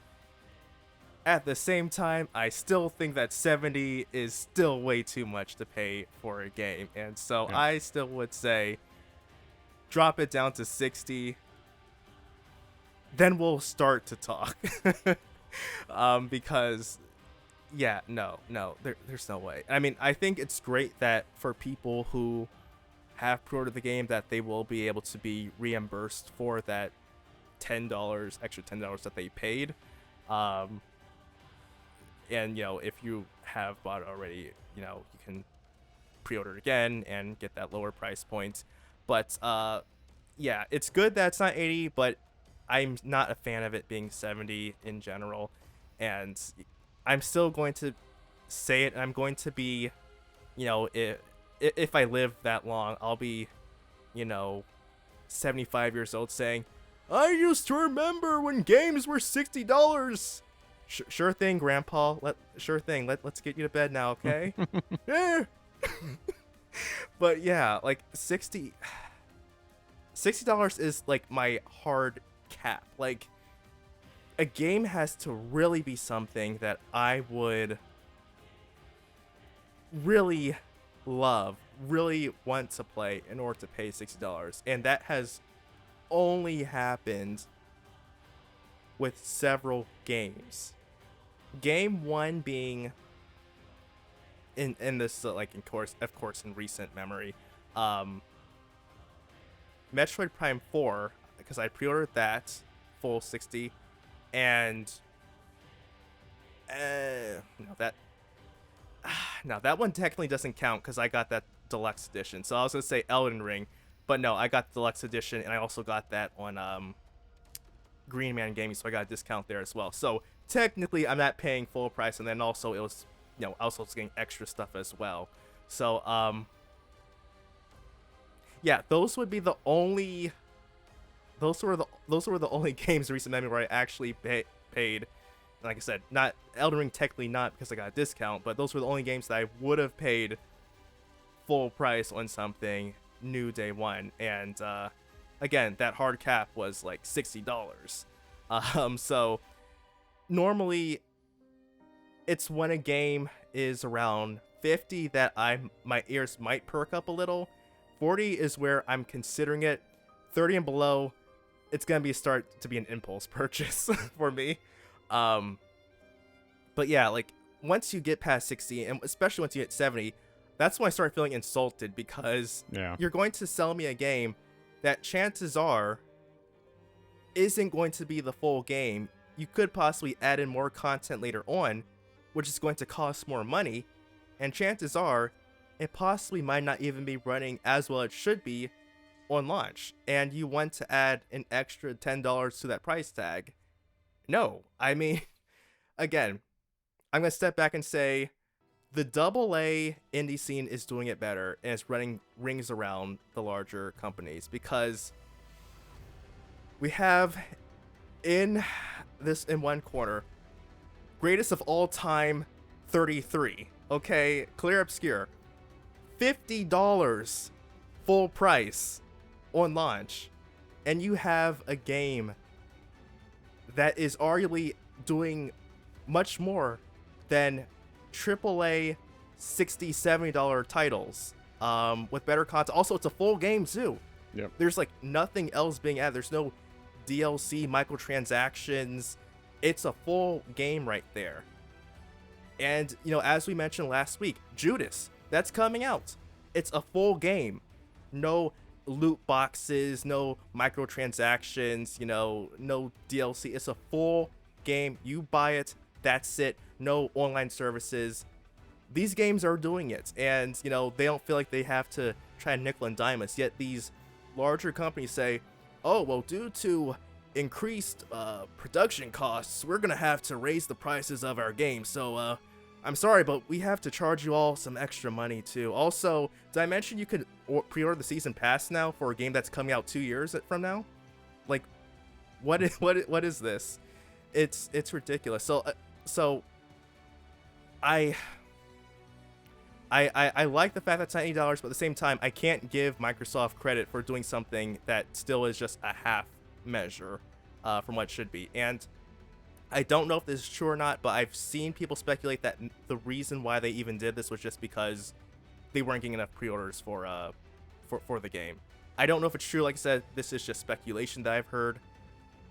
I probably wouldn't be surprised if that was the case, because, again, who wants to spend $80 if they don't have to? I mean, of course, obviously there are people who have spent $80 because they wouldn't be given refunds for these people, but I guess not enough people have had that mindset, and it really just also shows to go that people believe that you can't force these companies to make a change, to backtrack. And clearly, if it is a matter of the game just not, doing well with pre-orders, then it shows that we should be doing this with other aspects of gaming, especially in regards to games that are incomplete, games that have a bunch of, microtransactions that are not complete, especially with games that are, possibly not even complete on carts.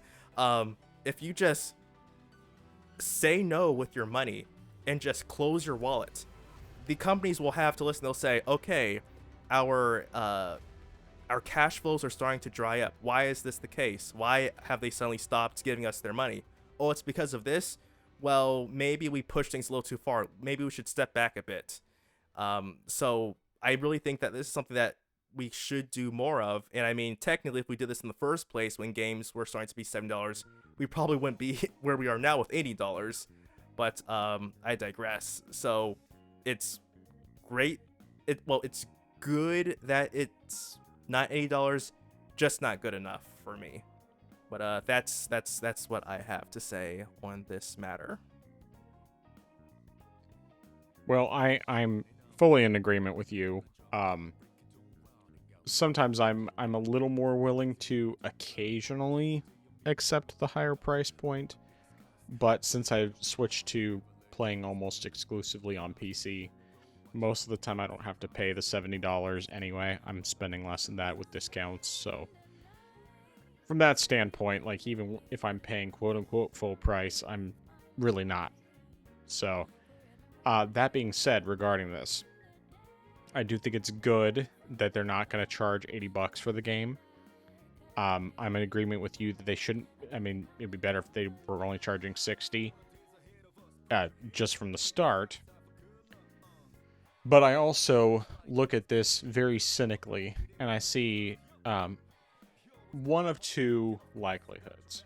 Either A, as you suggested, they basically saw pre-order numbers and they decided, okay, we can't do this, so we have to drop the price down to $70.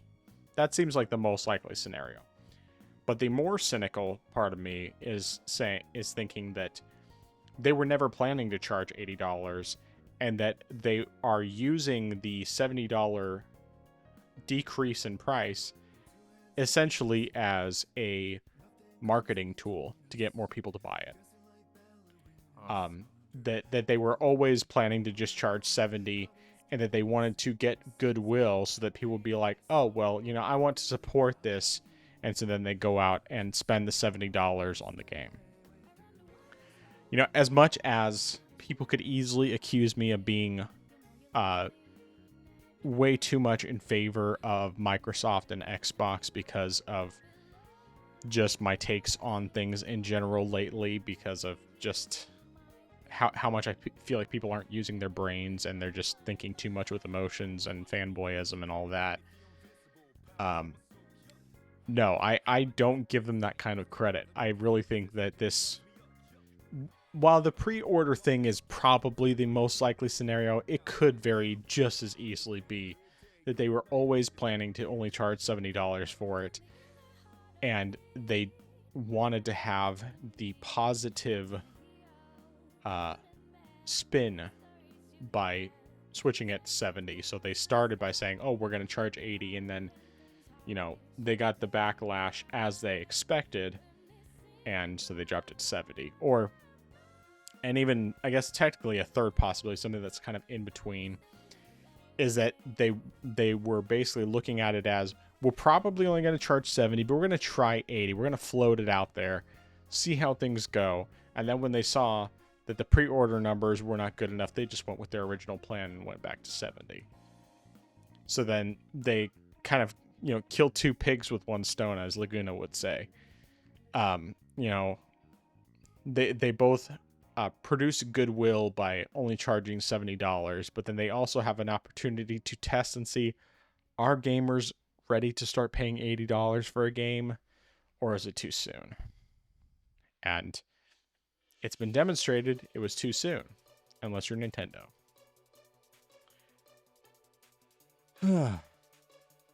So yeah. Either way, I think that they're scum, that they're anti-consumer, and you shouldn't trust them. Now, will the Outer Worlds 2 be a great game? Probably. I think it actually probably will be, because the Outer Worlds 1, although I have yet to actually finish it, is a great game. It's hilarious, and it's just a very well-made game. And Outer Worlds 2, looks like it's gonna be more of the same. So, like, from that standpoint, I think it looks great. I'm not buying it anytime soon because I still have the first game to finish, and I am not in any rush to really finish playing that. And even when I do, like, I got the Outer Worlds both when I bought it for Switch originally and when I've gotten it on PC. I got it for under $20 in both situations. So it's like I got $20 physical on Switch, and granted, that's only part of the game on the cartridge, but it was like, $20. It was worth it at the time, and it gave me a chance to check out the game, and I liked it initially until the performance just got way too bad. I mean, because the visuals were terrible from the start. And then I stopped playing it, and then when I saw that it was on sale for, like, I think it was probably like $15 on Steam at some point multiple years ago, and then I bought it there and basically got caught up with where I was on the Switch version in a shorter amount of time with better frame rate on the Steam Deck. Better frame rate and visuals. So yeah. That's it. That's all I got. Huh. That's a very interesting theory, and hearing that, it wouldn't actually surprise me if they did do what you said, where they said, we'll try seeing if they buy the game at $80. If not, we'll just drop it to $70, and like you said, garner goodwill from gamers. And it definitely seems very believable to me that they would do something like that. So I think if I were a betting man, I would wager that theory. I think Sony's going to be the next one to try it. Because, I mean, Nintendo's already demonstrated more or less that they can get away with it. To a degree. Now, at least with Mario Kart, a lot of people just ended up buying the console with the digital version, which ultimately only costs $50 because they bought it digitally. Which, of course, Nintendo, they make a lot more money off of the digital versions than they do the physical versions, especially because they're actually putting the full games on the cartridges. But since Xbox has tried it now and it didn't work, I think that we will get to a point where Sony will be the next one to try it. Well, I should say, of the big three. Now, I do think that it's very likely we'll end up seeing Call of Duty and or Grand Theft Auto 6 going for that higher price point. Not necessarily this year, especially with, well, even though there will be a Call of Duty this year, it's probably going to just be that $70 because Microsoft has already seen people are not okay with that right now. But I could see very easily that next year we could see that $80 price point for at least one of those. Probably Grand Theft Auto 6 would be the first one to do it. And then following that, of the big three, I think PlayStation would be the next one to do it. And of course, depending on the game, well, very likely, I mean, fanboys are just going to eat it up. They're going to spend the $80 probably for, presumably Wolverine will be next year. And I could see very easily they charge $80 for it. And it will be defended to high heavens by the same people who condemned Xbox for doing that, for, saying they were going to do with Outer Worlds 2 before they backtracked. So, who knows? I mean, it's possible they could wait until 2027 to start really pushing that, but it's going to happen this generation. And it's not just going to be Nintendo doing it. I mean, I also think that the next time Nintendo does a 3D Mario or Zelda game, that it's going to be $80 for either one of those. And depending on what it is, it may not be something I buy at all. Well, honestly, I think Mario would actually be something I'd be more likely to buy. even though I don't know that I would want to spend $80. Well, I don't want to spend $80, and I may very well wait because of that. But with Zelda, like, as much as I've been a fan of Zelda over the years, I think after Tears of the Kingdom, I'm just kind of like, I think I'm a little bit. I guess I just don't want another Breath of the Wild style Zelda game, because Breath of the Wild was great, Tears of the Kingdom was great, but I'm done with that. Like, I'm done with the massive open world Zelda games. As much as they're fresh compared with most open world stuff, I also just kind of have open world fatigue at this point, and like, it's all I can do to be motivated to play Assassin's Creed Odyssey as much as that's open. And like, I think back to Final Fantasy VII Rebirth, that open world just wore me out so much that I still haven't finished the game. And I've had it, for, what was that, January or February that came out? I mean, it's been a while. Yeah, I think January. And so it's like, I just have so much open world fatigue that I just don't want another open world Zelda game. And, Mario, if they do something like Odyssey again, or like Galaxy 3 or just a completely new concept that's still, 3D Mario, I'd be very interested. And because there's so many fewer of the 3D Mario games, it interests me more. But also, of course, if Zelda went back to the traditional format in a 3D Zelda, I might be more interested. I'm not as interested in the 2Ds. I feel like I've kind of exhausted my interest in new 2D Zeldas. I especially since I still haven't played through the majority of the 2D Zeldas. But anyway, that's just going way off topic. I mean, I guess it fits with the $80 game topic, so. All right. Any other thoughts? No, sir. All right, well, let's get into our recommendations and dissuasions. So go ahead and start us off. All right, so my recommendation is, so if you have an Asus motherboard, disable the armory crates or update it if you already have it installed. Recently, it's been announced that there has been a serious exploit that people can take advantage of to get low-level access to your system. And like, it's a very severe vulnerability, and so it's been recommended to update it if you have it installed, or just disable Armory Crate completely if you haven't downloaded it so far when you first set up your computer, if you have an Asus motherboard. I made sure I did that since the motherboard I bought was an Asus motherboard. So yeah, definitely. And also, I know that the vulnerability also, I believe, applies to Asus routers as well. I don't know if you can like disable it the same way, but definitely make sure you take care of that, because that's something that has been addressed, and it's definitely quite concerning in that regard. And I think Gigabyte and MSI possibly could be having something that, or they're working on something that's similar to Armory Crate that people might need to take care of down the line, but right now it's just Asus that has that vulnerability. But yeah, that's my recommendation.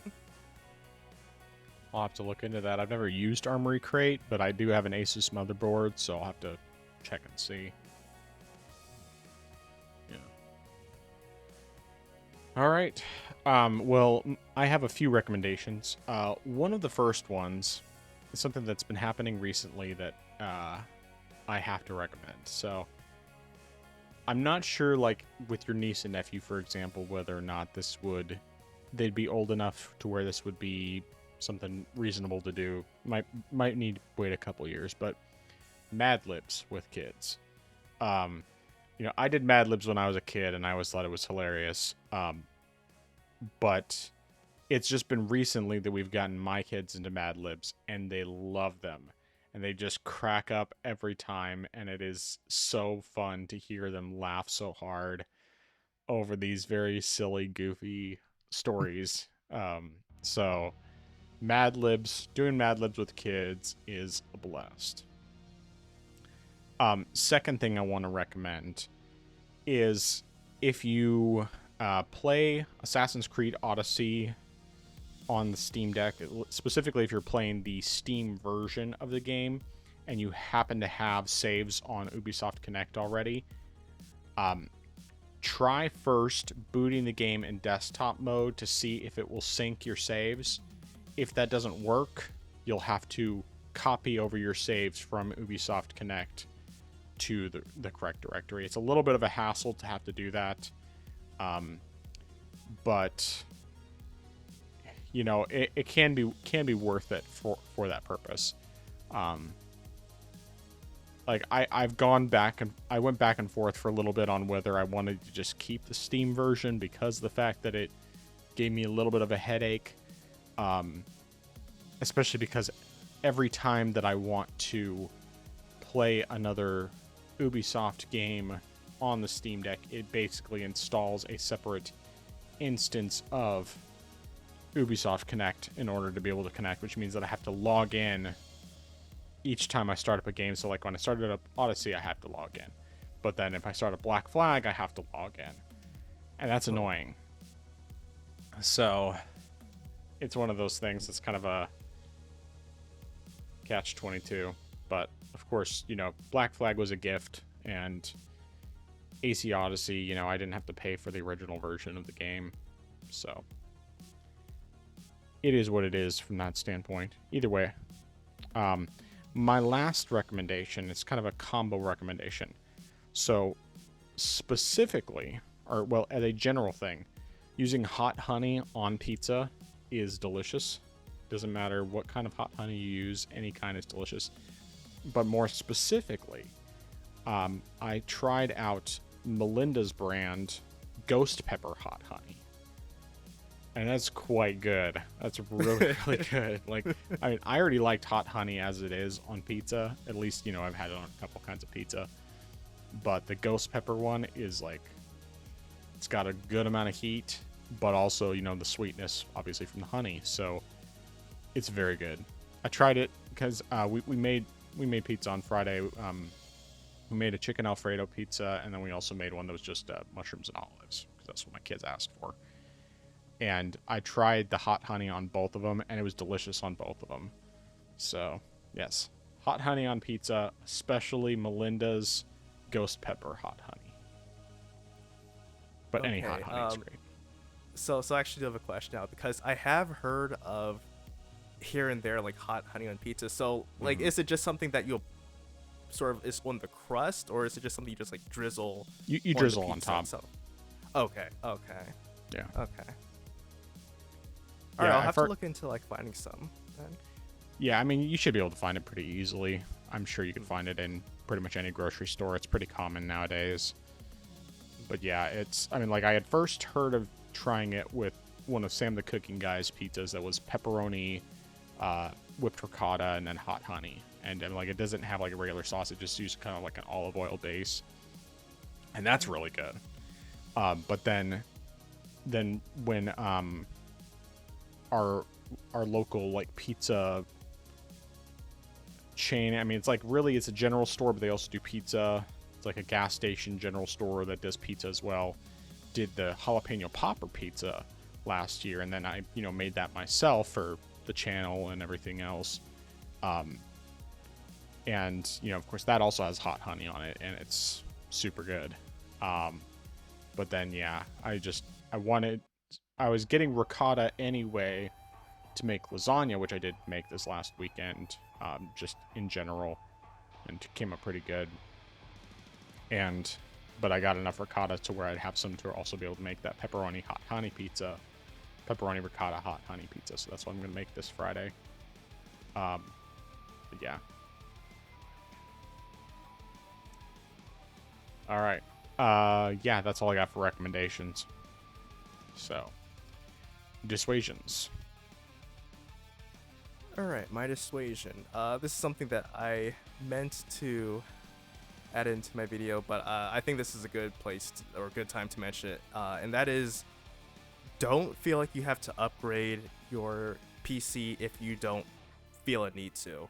I feel like there's definitely a lot of pressure, or there's a lot of temptation to do something just because there's something new that comes out. But if you're satisfied with, the performance you're getting, if it's playing the games you want to, then by all means don't bother going out and getting something, especially if you have something that, say, is already a gen old. You don't necessarily need to go out and buy the next gen when you have something from the previous gen already. So if you have something, if you have a setup that you like that already does what you want to do, and you're not having any problems, and you're continuing to have the same performance that you've had before, then don't feel a need to go out and upgrade. If you feel like there's something that's really just not doing what you feel like it should be doing, then go right ahead, give it some consideration. But just don't go ahead and fall into the trap of impulse purchase just because of fresh and new. Yeah. Agreed. All right, well, my dissuasion is that if you go into the DLC, particularly the DLC for the Ring City DLC on Dark Souls 3, do not be too aggressive with Midir and Gael, however you pronounce its name, because you will die very quickly if you are too aggressive. It's much better to take your time, be intentional, punish the attacks that you can punish, and just be careful. You can get through the fights, and there are some cheese methods, particularly like Midir, I know, but it requires a spell that I couldn't use anyway, even if I wanted to, and I didn't really want to use it on really either of them. But yeah, so that's it. Don't be too aggressive when fighting them. You really there's a lot of bosses where you shouldn't be too aggressive, but especially those two, because you will just regret life if you do that. So, yep, that's what I got. Nice. All right, where can people find you? They can find me on my channel. I am Xeracon. That's IAMXERACON. So youtube.com/@IamXeracon.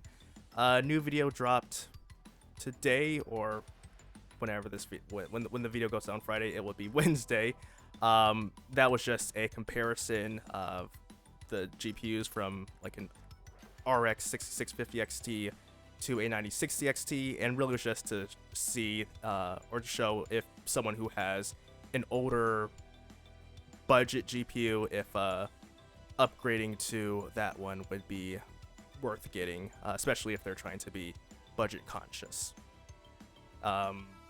Next video, I really have to see what happens next. Like I said, the Expedition 33 review is definitely in the works, but that's really just contingent on when I actually finish the game, and that's also contingent on if I want to finish a lot of side content first before I finish the actual story. So that will happen after I eventually finish the game. So until then, we'll see what happens in the meantime. All right, good stuff. All right, well, you can find me on my YouTube gaming channel at TheFrozenGamer87. Hasn't been anything new for a while. However, I do have stuff in the works. I've actually been working on putting together the notes and everything for my first big video that's coming up, hopefully sooner rather than later. I don't have a specific time frame on it because I really still need to refine some things, but I do basically have my main points all outlined. And that is why I love PC gaming. And it's the first in a series of videos that I'd like to do. Other topics will be what I don't love about PC gaming, like the downsides to PC gaming. Then another was It's I'm forgetting now what some of the different topics were because I don't have them specifically written down, but I had them in my head at least. The misconceptions about PC gaming. There's various like comparison type videos I want to do. I mean, in addition to getting back to the comparisons between the Steam Deck and the Switch 2, I also I was thinking that it might be kind of fun to see a Steam Deck versus my 15-year-old laptop and see how games run on there, which should be quite interesting. What I'm going to do though in that situation is I will connect the laptop in the same way that I would connect my Steam Deck to my desktop, rather than trying to record on the laptop while playing a game because.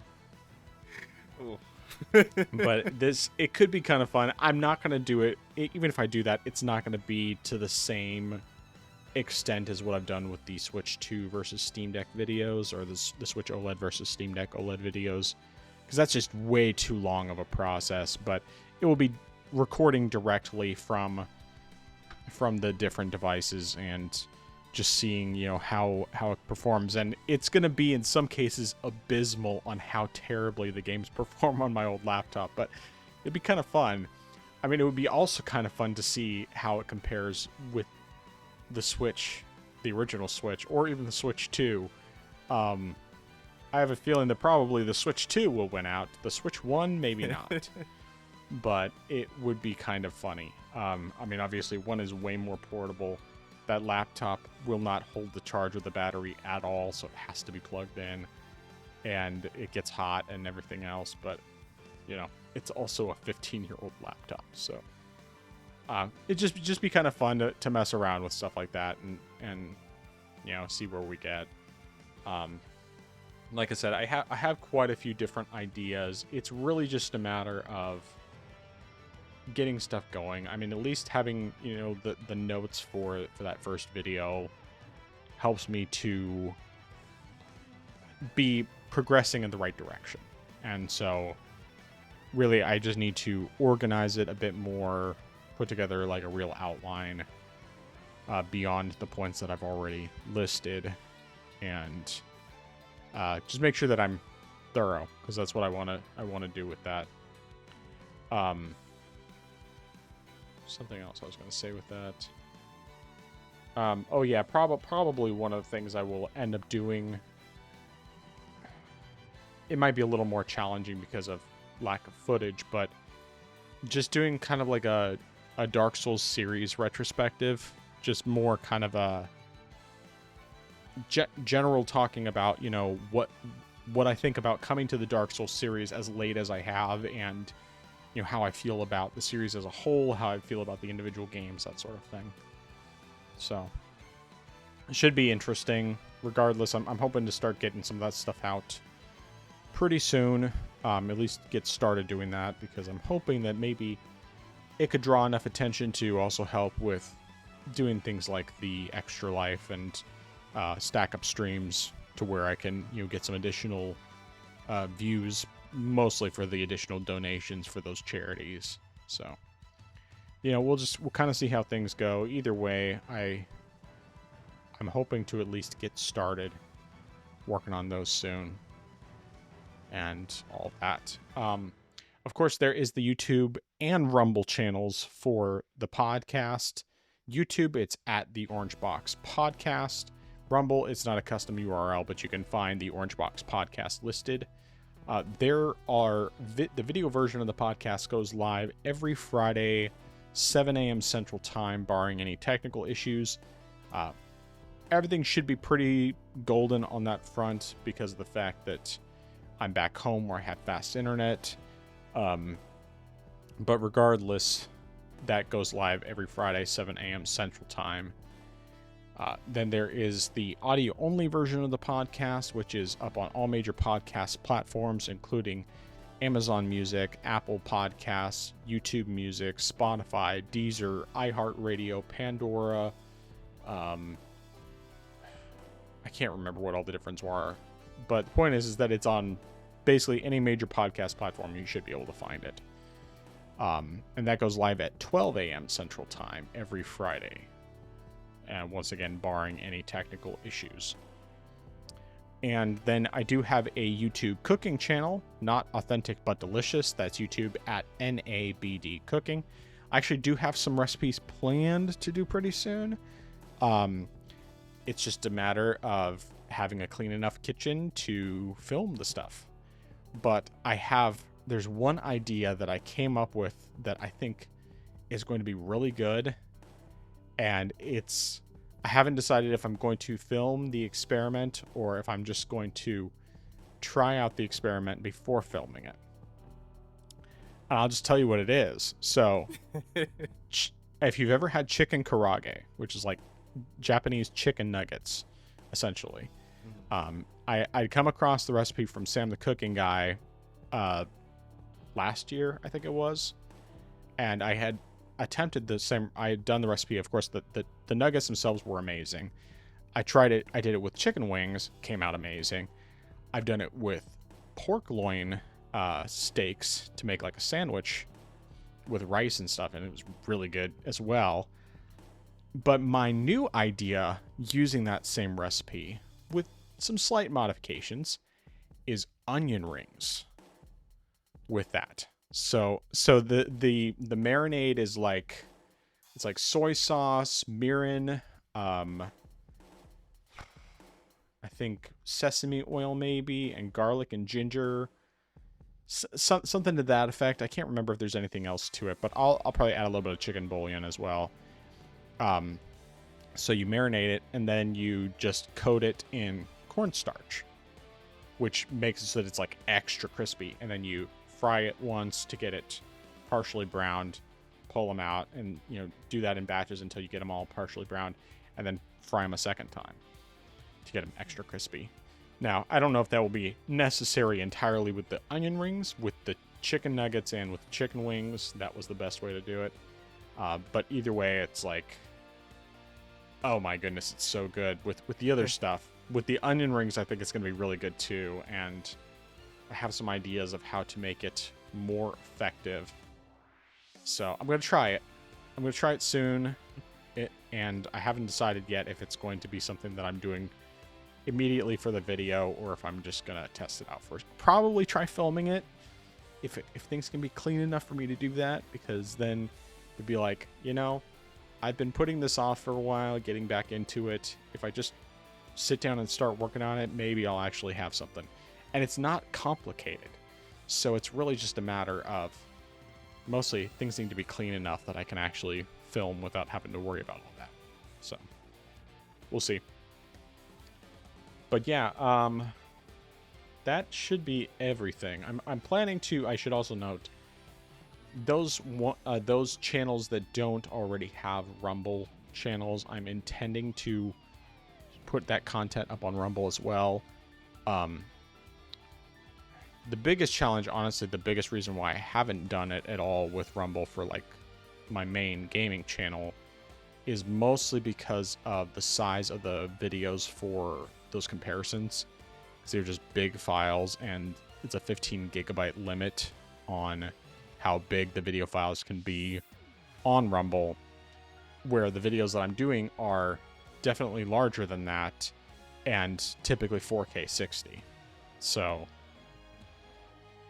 I mean, I guess it's possible I might be able to make it work if I did it as 1080p 60 instead of 4K 60 for Rumble, but regardless, I'll figure it out when the time comes. I just need to get started recording stuff and then start putting stuff together and pull out various gameplay footage that I have from all over the place and see what I can come up with. So yeah, hopefully I can at least get that one video done in the next couple of weeks, and then try to get the other stuff at least drafted out, get the main points drafted out, and start working on those other ones. Because I think that the what I love about PC gaming is going to be the biggest one in terms of the length, because there's just so much to talk about. I mean, I gave you that list. I had to had to keep cutting down the amount of text that I could send you because it was like a huge wall of text, and it was like 5,000 characters over what I could have. And that's not even explaining everything. That's mostly just the bullet points with a few, like brief notes. It's like there's a lot I can say, and that's the great thing about PC gaming is there's so many great things about it, and I didn't even think of everything. There's some things I forgot about. So, yeah. Anyway, that's it. That's what I got. I definitely look forward to that. What you love about PC gaming video. That's definitely something I am really looking forward to seeing when that comes. Yeah, I hope that I can try to be more positive on these kinds of things.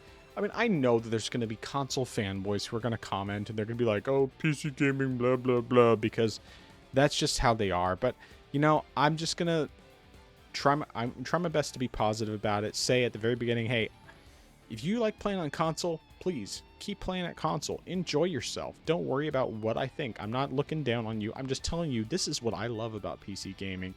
And, you have your reasons for loving console. I understand your reasons.